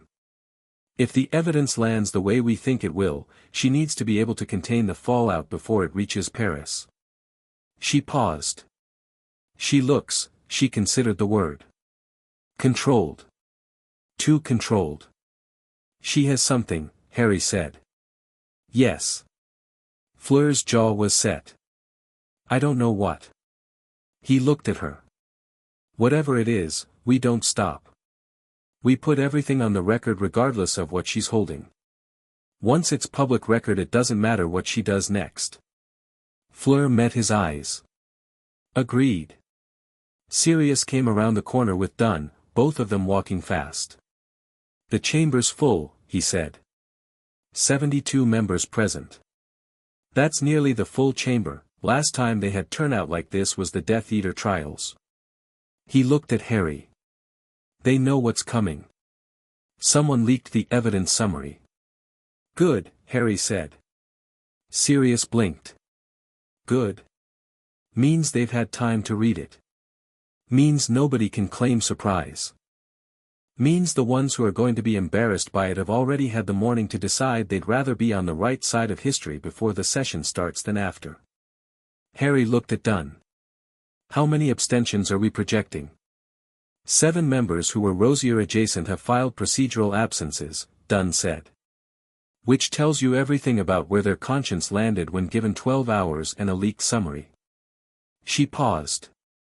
"The remaining chamber is, not uniformly sympathetic, but the evidence is the evidence. Marchbanks is presenting, which carries its own weight. And," she glanced at Apollon. "The French co-presentation is going to be significant." Apollon had been standing slightly apart, reviewing a document with the focused attention of someone who did not experience pre-performance nerves because she had been performing at this level for 50 years. She looked up at Harry. "Are you ready?" "Yes," Harry said. She held his gaze for a moment. "Good," she said. "Then let's go end this." The Wizengamot chamber was everything the ministry's architecture believed it should be: tiered benches in a circle, the accumulated weight of centuries of wizarding law pressing down from the stone walls, the formal robes of 72 members arranged around a central floor where, today, a presentation table had been set up with a registry display and a document stand and the particular magical apparatus that allowed evidence to be displayed to the full chamber simultaneously. Harry walked in and felt the room's attention move to him like a physical thing. He sat at the central table with Sirius to his left and Apollon to his right. Fleur sat beside Apollon, and beside her Devanette, and the arrangement was deliberate: 2 people at the center who had been subjects of 61 illegal contracts, and beside each of them a person with legal standing in 2 different magical jurisdictions, and beside those people the specific weight of Griselda Marchbanks, who had sat in this chamber more times than anyone currently alive and whose presence communicated, without words, that this was serious. Aldrich Rosier was in the chamber. He was not required to be. He had come because absence would have been more damaging than presence, because the kind of man he was did not run from formal proceedings, and because Harry thought, watching him take his seat with the composed certainty of someone who had not yet accepted the situation, he still believed he had options. He was dressed impeccably. His robes were old and excellent. He sat with the ease of someone who had been in this room many times and always left it with what he came for. Harry noted all of this and looked away and focused on the document stand. The session chair was Tiberius Ogden, who had the particular resigned competence of someone who had not wanted this assignment but was going to do it correctly. He called the session to order, stated its purpose, a formal evidence presentation under Wiesengemot Rule 14, which required the full chamber to attend the public submission of evidence in matters of contract fraud, and gave the floor to Marchbanks. She stood. Members of the Wiesengemot, she said, and her voice in this chamber carried the natural authority of someone who belonged here more than anyone present. I will be brief and precise, because the evidence is both. The documents before you, which you have had since this morning in summary form and will now see in certified full, represent the complete registry of 61 magical contracts placed upon the person of Harry James Potter between November 1981 and March 1982. Each of these contracts was placed without the knowledge or consent of Mr. Potter, who was between the ages of 14 months and 17 months at the time of signing. Under the Magical Contracts Act of 1692, Section 4, any contract requiring binding of an individual's magical core must have the informed consent of that individual, or, where a minor is concerned, must be authorized by both magical guardians through a formal guardianship proceeding witnessed by a ministry official. Not one of the 61 contracts meets this standard. She paused. Not one, she repeated, and let it land. The display activated, and the contracts materialized in the air above the central table, all 61, name after name after name, dates and seals and signatures, the whole architecture of what had been done made visible and simultaneous. Harry heard the sound the chamber made, not a gasp, exactly, but a collective intake that was the sound of people who had heard the summary confronting the reality of the full picture. Marchbanks walked through the registry calmly and methodically. She did not editorialize. She did not need to. The dates were self-explanatory. The signatures were self-explanatory. The speed of the filings, November 1st through March of 1982, 6 weeks after Harry's parents died, 37 of the 61 submitted within the first 3 weeks, was comprehensively self-explanatory. The Rosier family, she said, arriving at the section of the registry where Rosier's name appears as direct signatory on 14 contracts and as proxy guarantor on 9 others, for a total of 23. The proxy guarantor role is particularly notable, because under Section 7 of the same Act, a proxy guarantor assumes full legal responsibility for the validity of any contract they underwrite. Lord Rosier therefore bears direct legal liability for 23 contracts that have been demonstrated to be fraudulent ab initio. Rosier did not move. His face did not change. He was watching Marchbanks with the same composed attention he brought to everything, and Harry, watching him, thought, he knew this was coming. He's been preparing his response. When Marchbanks sat down, Apollon stood. The chamber's attention shifted. Harry had felt it before, the specific quality of attention that Apollon commanded, which was different from Marchbanks's legal authority, different from Sirius's aristocratic weight, different from anything the chamber had probably encountered in a formal session. She was what she was, entirely and without apology, and the room knew it. I am Apollon Delacour, she said, in English that was precise and deliberate. I speak today as elder representative of the Veela Council of Western Europe, a body recognized under the International Magical Cooperation Accords of 1889. I have dual standing before this chamber and before the French Académie de Magie's Council of International Affairs. She produced the 1978 amendment. She produced the certified copy. She set it on the display stand with the particular care of someone placing something final. Lord Rosier and his associates have, in recent weeks, attempted to use a 1962 agreement between the Veela Council and a French noble family to limit my standing in these proceedings. The document he possesses is real. His interpretation of it is built on the original text, which was amended in 1978 through the French Magical Court of Appeal. She looked at the chamber. The amended clause applies solely to the Pyrenean settlement that was party to the original dispute. It does not apply to the Veela Council as a body. It has never applied to me personally. She paused. I present the amendment for the record. She looked, for the first time, directly at Rosier. 40 years ago, she said, and her voice had found a different register, not louder, but deeper, the way the note of a bell is deeper than its strike. I watched the families represented in that contract registry build a system of invisible chains around every person they couldn't control directly. I watched it happen to Veela communities. I watched it happen to half-blood families. I watched it happen to a 14-month-old child whose parents had just been murdered. She paused. I was told, on multiple occasions, that surfacing it would cause more disruption than it was worth. That the system was stable. That stability had value. Another pause. The system was not stable. It was held in place by the silence of people with enough power to speak and enough caution to stay quiet. Today that silence ends. She sat down. The chamber was absolutely still. Then one of the senior members, a witch named Edwina Bulstrode who Harry didn't know but whose face suggested a woman who had attended enough of these sessions to know a turning point when she sat in one, began to applaud. It was not performative. It was the sound of someone acknowledging that something true had been said. Others followed. Not all of them. Rosier did not. 3 of his confirmed supporters did not. But the majority did, and the sound in the Wisengamot chamber was something Harry thought he would remember for a long time. Rosier spoke when Ogden opened the floor for formal responses. He was good. Harry had known he would be.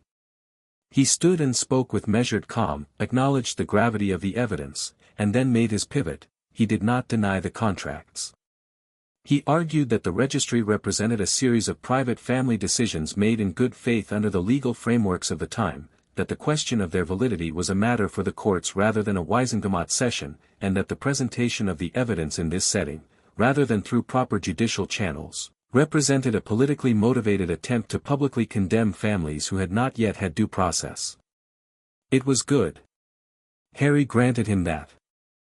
Dunn stood up and dismantled it in 4 minutes, citing 3 specific Wisengamot rules that established the Chamber's authority to receive evidence of systematic contract fraud without referral to the courts first, and pointing out with specific precision that Lord Rosier had himself used Wisengamot session mechanisms twice in the previous month to attempt to advance his own position, making his current objection to the session mechanism somewhat difficult to take at face value. Rosier sat down. Harry did not speak until Ogden specifically invited him to, and then he stood and said only, "The evidence is in the record. I have nothing to add to it." I would, however, note for the Chamber that the Ministry of Magic's own Department of Magical Law Enforcement has today filed a formal investigation into the concealment of exculpatory evidence in a criminal case, specifically the case of Sirius Orion Black, wrongly imprisoned in 1981. The investigation references a witness whose existence Lord Rosier disclosed in a private meeting last week. He paused. The record is complete. The Chamber can draw its own conclusions. He sat down. The silence that followed had a different quality from the previous ones. Heavier. More specific. Rosier looked at Harry across the chamber floor. Harry looked back. And there it was, the thing that Rosier had been containing for the past hour, the thing behind the composure. Not anger. Not calculation. Something more personal, the recognition of a man who had spent 40 years being the most patient person in any given room, and had been outweighted. Harry held his gaze and did not look away and did not feel small. Celeste Beaumont moved at 3:45. Harry had been watching for it since Apollon sat down, had been tracking Beaumont's position in the observer's gallery, her expression, the small consultations she'd been having with the Academy Council members beside her. She'd been reading the session, adjusting, and when Ogden opened the floor for international observer comment, a procedural formality that almost never produced anything, Beaumont raised her hand. Ogden recognized her with the slightly wary expression of a man who knew what formal procedural rights looked like and could tell the difference between a formality and an ambush. Beaumont stood. "I am Celeste Beaumont, representing the Académie de Magie Française Council of International Affairs. I thanked the Wiesengemot for the courtesy of observer status. Her English was immaculate. Her posture was the best posture Harry had ever seen. I want to place on the record that the Academy accepts the Wiesengemot's findings regarding the British contracts in the registry. The French contracts registered through Academy channels, 7 in total, will be subject to separate proceedings under French law, initiated today. She paused. I also wish to formally withdraw the French Academy's co-signature from the joint declaration of magical grievance filed last month under Article 17. The room moved. Harry went absolutely still. Beaumont continued, without the Academy's co-signature, the declaration lacks the bilateral standing required under Article 17 and is therefore void. The Ministry of Magic may pursue its own proceedings if it chooses, but the Academy will not be party to them. She paused, and then said something that Harry had not expected. I also wish to formally request that the Academy's internal investigation into Miss Fleur Delacour's Veela inheritance be closed without finding. The investigation was opened in error. She sat down. The silence this time was stunned. Harry looked at Fleur. She was looking at Beaumont with an expression that was controlled and complex, not warm, not grateful, but something that acknowledged a real and significant thing had just happened without being naive about why. Harry looked at Beaumont. She was not looking at him. She was looking at the middle distance with the particular stillness of someone who had made a decision that cost something real and had decided the cost was acceptable. He thought about what Fleur had said weeks ago, she wants me contained, not harmed. And he thought about what Apollon had said, she operates in shadow structures, and dragging her into formal proceedings exposes the architecture. And he thought, she looked at the session this morning, and she read what was coming, and she made a calculation. The same kind of calculation that Dumbledore had made for years, except this one landed differently because she was still in time to make it matter. She had pulled the French Academy out of the line of fire before the wall came down on it. It was self-protective. It was pragmatic. It was not the same thing as being right, and Fleur knew it, and Beaumont knew that Fleur knew it. But it was, functionally, the right outcome. The Article 17 declaration was void. He leaned over to Sirius. It's over, he said quietly. Rosier's not done, Sirius said, equally quiet. Rosier is done, Harry said. He just doesn't know it yet. After the session, in the corridor outside the chamber, Rosier found Harry. Not to threaten, there were too many witnesses for that, and he was too intelligent. He walked over with the deliberate composure of someone making a choice to be direct, and he looked at Harry with the full weight of a man who had spent his life in rooms like this and knew how to stand in them. Mr. Potter, he said. Lord Rosier, Harry said. They looked at each other. You're aware, Rosier said, that this morning's session doesn't conclude the legal proceedings. The evidence concealment investigation, the contract fraud cases, those will take months. Some may take years. I know, Harry said. And you're aware that the political architecture you've disrupted, the alliances, the family networks, the Wiesengemot relationships, those don't dissolve because a registry was presented in a chamber. People rebuild. Systems adapt. Also true, Harry said. Rosier studied him. You're not trying to destroy the wizarding political establishment, he said. It wasn't a question. No, Harry said. Then what are you trying to do? Harry looked at him directly. I'm trying to make it impossible for anyone to put invisible chains on a child and call it governance. That's it. I don't need the whole structure to fall. I need the part that did this to be exposed, on the public record, where everyone who comes after us can see exactly what was done and exactly who did it. He paused. The rest of the structure can rebuild however it wants. It just has to rebuild without that particular tool. Rosier was quiet for a long moment. Something moved in his expression, something that wasn't defeat, exactly, but was the recognition of a position that had nowhere left to go. You sound like your father, he said. People keep saying that, Harry said. It's not a compliment, from me, Rosier said. I know, Harry said. Another silence. Then Rosier said, with a directness that surprised Harry slightly, "The witness. In the evidence concealment case." He paused. "She came to me. In 1981. She was afraid of what she knew and she came to me for protection and I gave her that protection, for my own reasons. She has been kept safely and voluntarily, not imprisoned. I want that on record." Harry looked at him for a long moment. "Tell Dunn," he said. "Not me." Rosier nodded once. He turned and walked away. Sirius appeared at Harry's shoulder. He'd been close enough to hear. His face was complicated. "A witness who went voluntarily," he said. "For protection." "She was afraid," Harry said. "In 1981 there were a lot of people to be afraid of." He paused. "Dunn will find out who she is and what she saw and will deal with it properly." He looked at Sirius. "It doesn't change the outcome.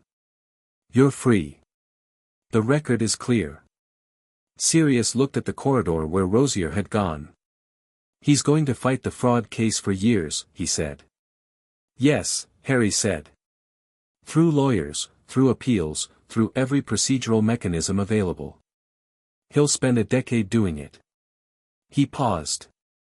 "And every day he spends doing it, the public record we built today is sitting there for anyone to read. You're all right with that?" "It's not my preferred outcome," Harry said honestly.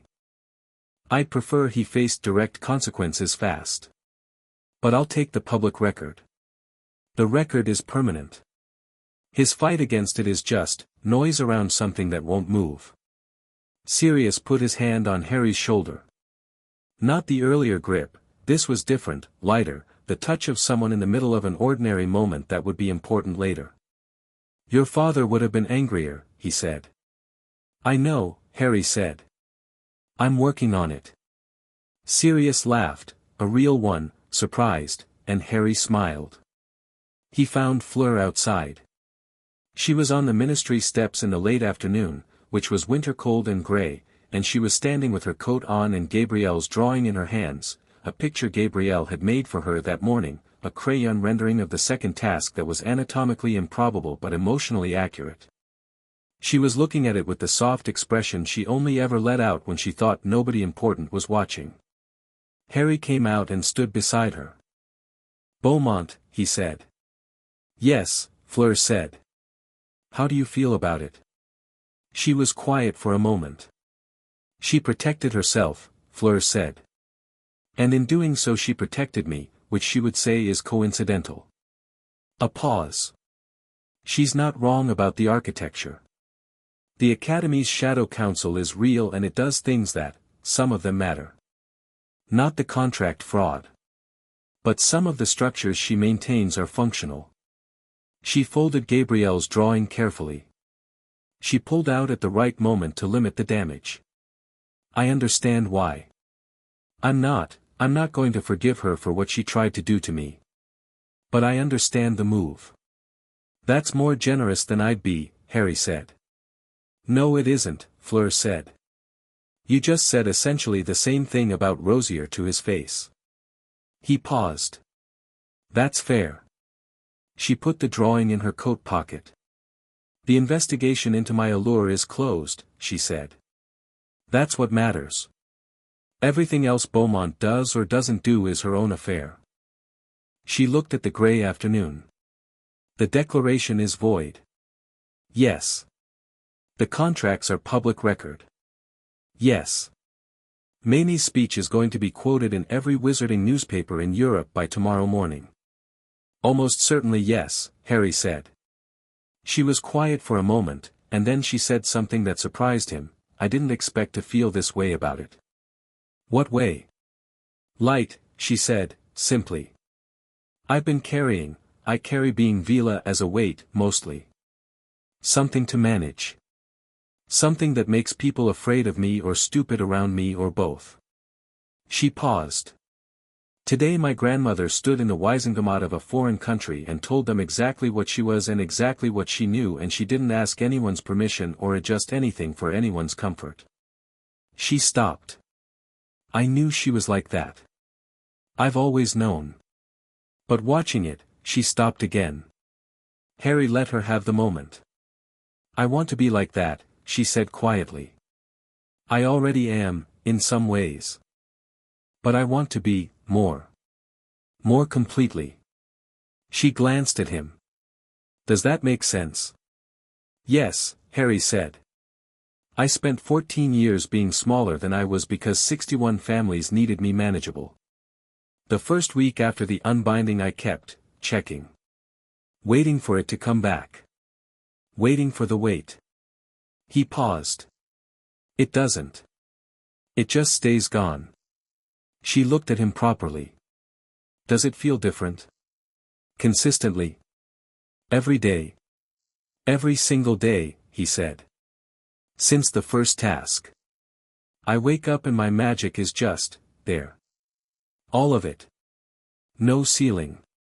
He paused. It's the most normal thing in the world and it's still the most extraordinary thing I've ever felt. She held his gaze for a long moment. I know, she said softly. I know what my magic felt like the moment it recognized yours. Before it even knew what it was doing. It felt like, she paused. Like finding the note that makes the chord resolve. Harry didn't say anything for a moment. He was thinking about the arena, and the fists letting go, and the horntail stepping back, and the 2 seconds in the champion's tunnel. He was thinking about cold lake water and library tables and courtroom floors and the specific weight of someone standing beside you not because they have to but because they've decided to. Fleur, he said. She looked at him. I'm not asking this because of the allure, he said. I need you to know that. I understand how it works and I understand that what your magic did was respond to mine, and I know that creates a resonance that, Harry, she said. That could be interpreted as, Harry, she said again, and her voice had something in it that stopped him. Not impatience. Something warmer than that. I know, she said. I know it's not the allure. I know the difference. She held his gaze. I've known the difference for a month. I was waiting for you to catch up. He looked at her. She looked back. The ministry steps were cold and gray and completely unremarkable, and neither of them moved for a moment. I've been ready for 2 weeks, he said. I know, she said. You were being careful. I was being careful, he confirmed. That's the right instinct, she said. For someone else, with someone else. Not particularly necessary with me. No, he agreed. You'd have told me if it was wrong. Immediately, she said. He reached over and took her hand. She let him, and her fingers settled against his with the particular ease of something that had been moving toward this point for a long time. Her grip was certain. Not a performance. Just a decision, clean and complete. Above them the ministry's enchanted sky was doing something with light that was probably meant to evoke optimism, and Harry didn't look at it. He looked at Fleur, who was looking at the street with a small real smile that was different from all the professional smiles and the fractional almost smiles and the warmth that she chose carefully. It was just, hers. What happens now, she said. Third task in June, he said. The evidence concealment case. Serious as formal exoneration. Rozier's fraud proceedings. Beaumont's internal academy review. The International Confederation assessment of the Void Declaration. Voldemort.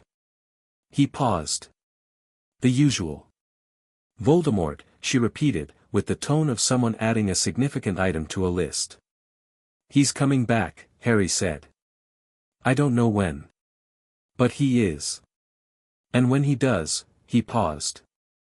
He's going to find a substantially different situation than he was expecting. Fleur squeezed his hand once. Tell me what you know, she said. All of it. Not what you think I can handle. All of it. He looked at her. You sure? I spent the last month dismantling 2 nations' worth of political architecture with you, she said. Tell me about the Dark Wizard. Harry almost laughed. Right, he said. All of it. He started talking. She listened with the focused precision she brought to everything, asking short questions at the right moments, not simplifying and not dramatizing. The afternoon moved around them and London went about its business and the Ministry of Magic behind them continued its institutional churn, and somewhere inside it the record they'd built sat permanent and public and unmovable, 61 names and 61 dates and 61 pieces of evidence that said, this happened, this was wrong, and we know exactly who did it.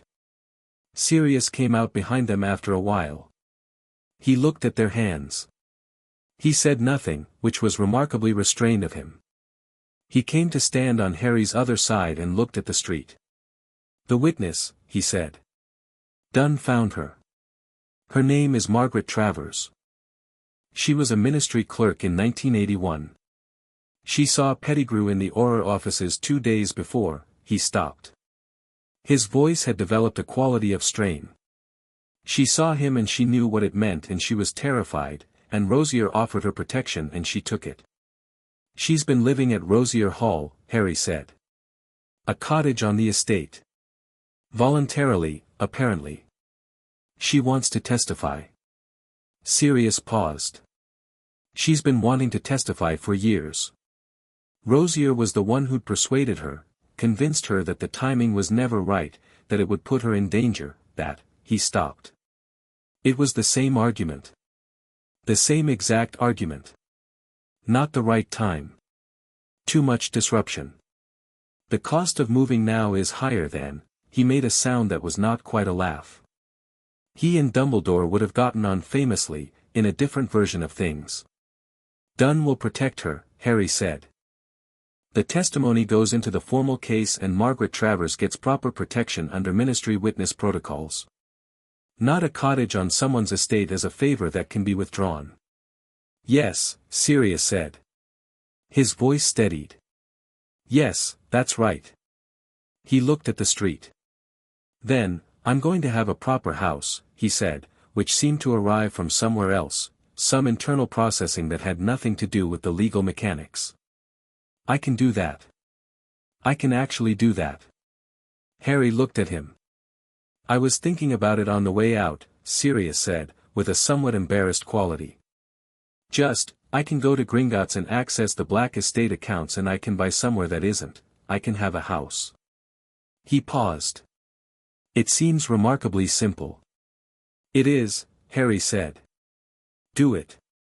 There's a place in Grampian, Sirius said. Mountains. I used to dream about it in Azkaban. When I could still dream about things. He paused. I thought it was probably gone. Sold but I checked, and it's still there. The estate never sold it. Buy it, Harry said. Sirius looked at him. You could come there, he said. In the summer.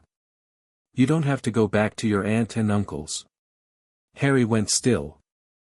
I'm your legal guardian, Sirius said, with the matter-of-fact quality of someone stating a thing that is true and has been true and is only now being allowed to matter. Formally, once the exoneration is processed. Which Dunn says will be, 2 weeks. Maybe 3. He paused. You don't have to go back there. The afternoon was very quiet. Mountains, Harry said. Mountains, Sirius confirmed. And you'll cook. I'll learn to cook, Sirius said, which was not the same thing. Fleur, on Harry's other side, made a sound that was probably not supposed to be audible. I heard that, Harry told her. You did not, she said. Sirius looked between the two of them with an expression that was, for a man who had spent 12 years in Azkaban and 3 months in legal limbo, remarkably content. Right, he said.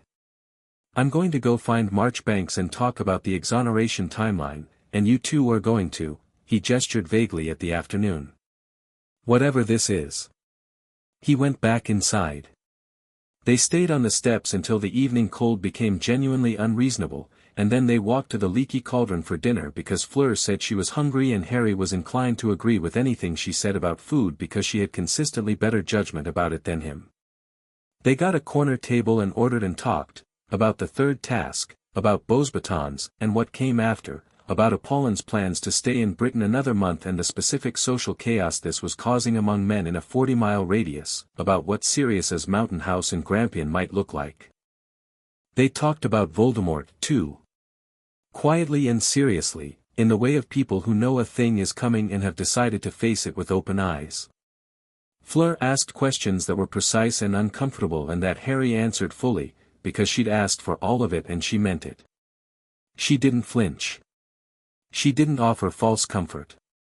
She said, at one point, when it comes, you're not doing it the way they planned. The way it's been arranged for you without your knowledge. You do it your way.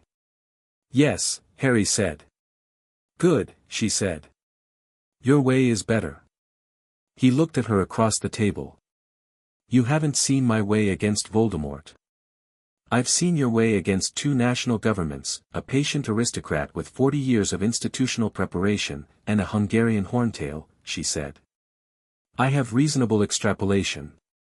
He found himself grinning.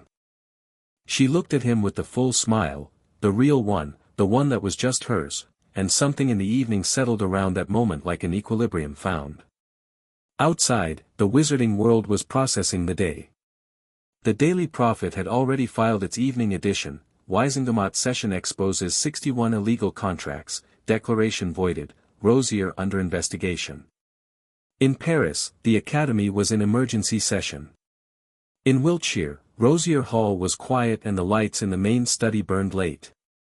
In a ministry office, Saoirse Dunn was taking Margaret Travers's first formal statement.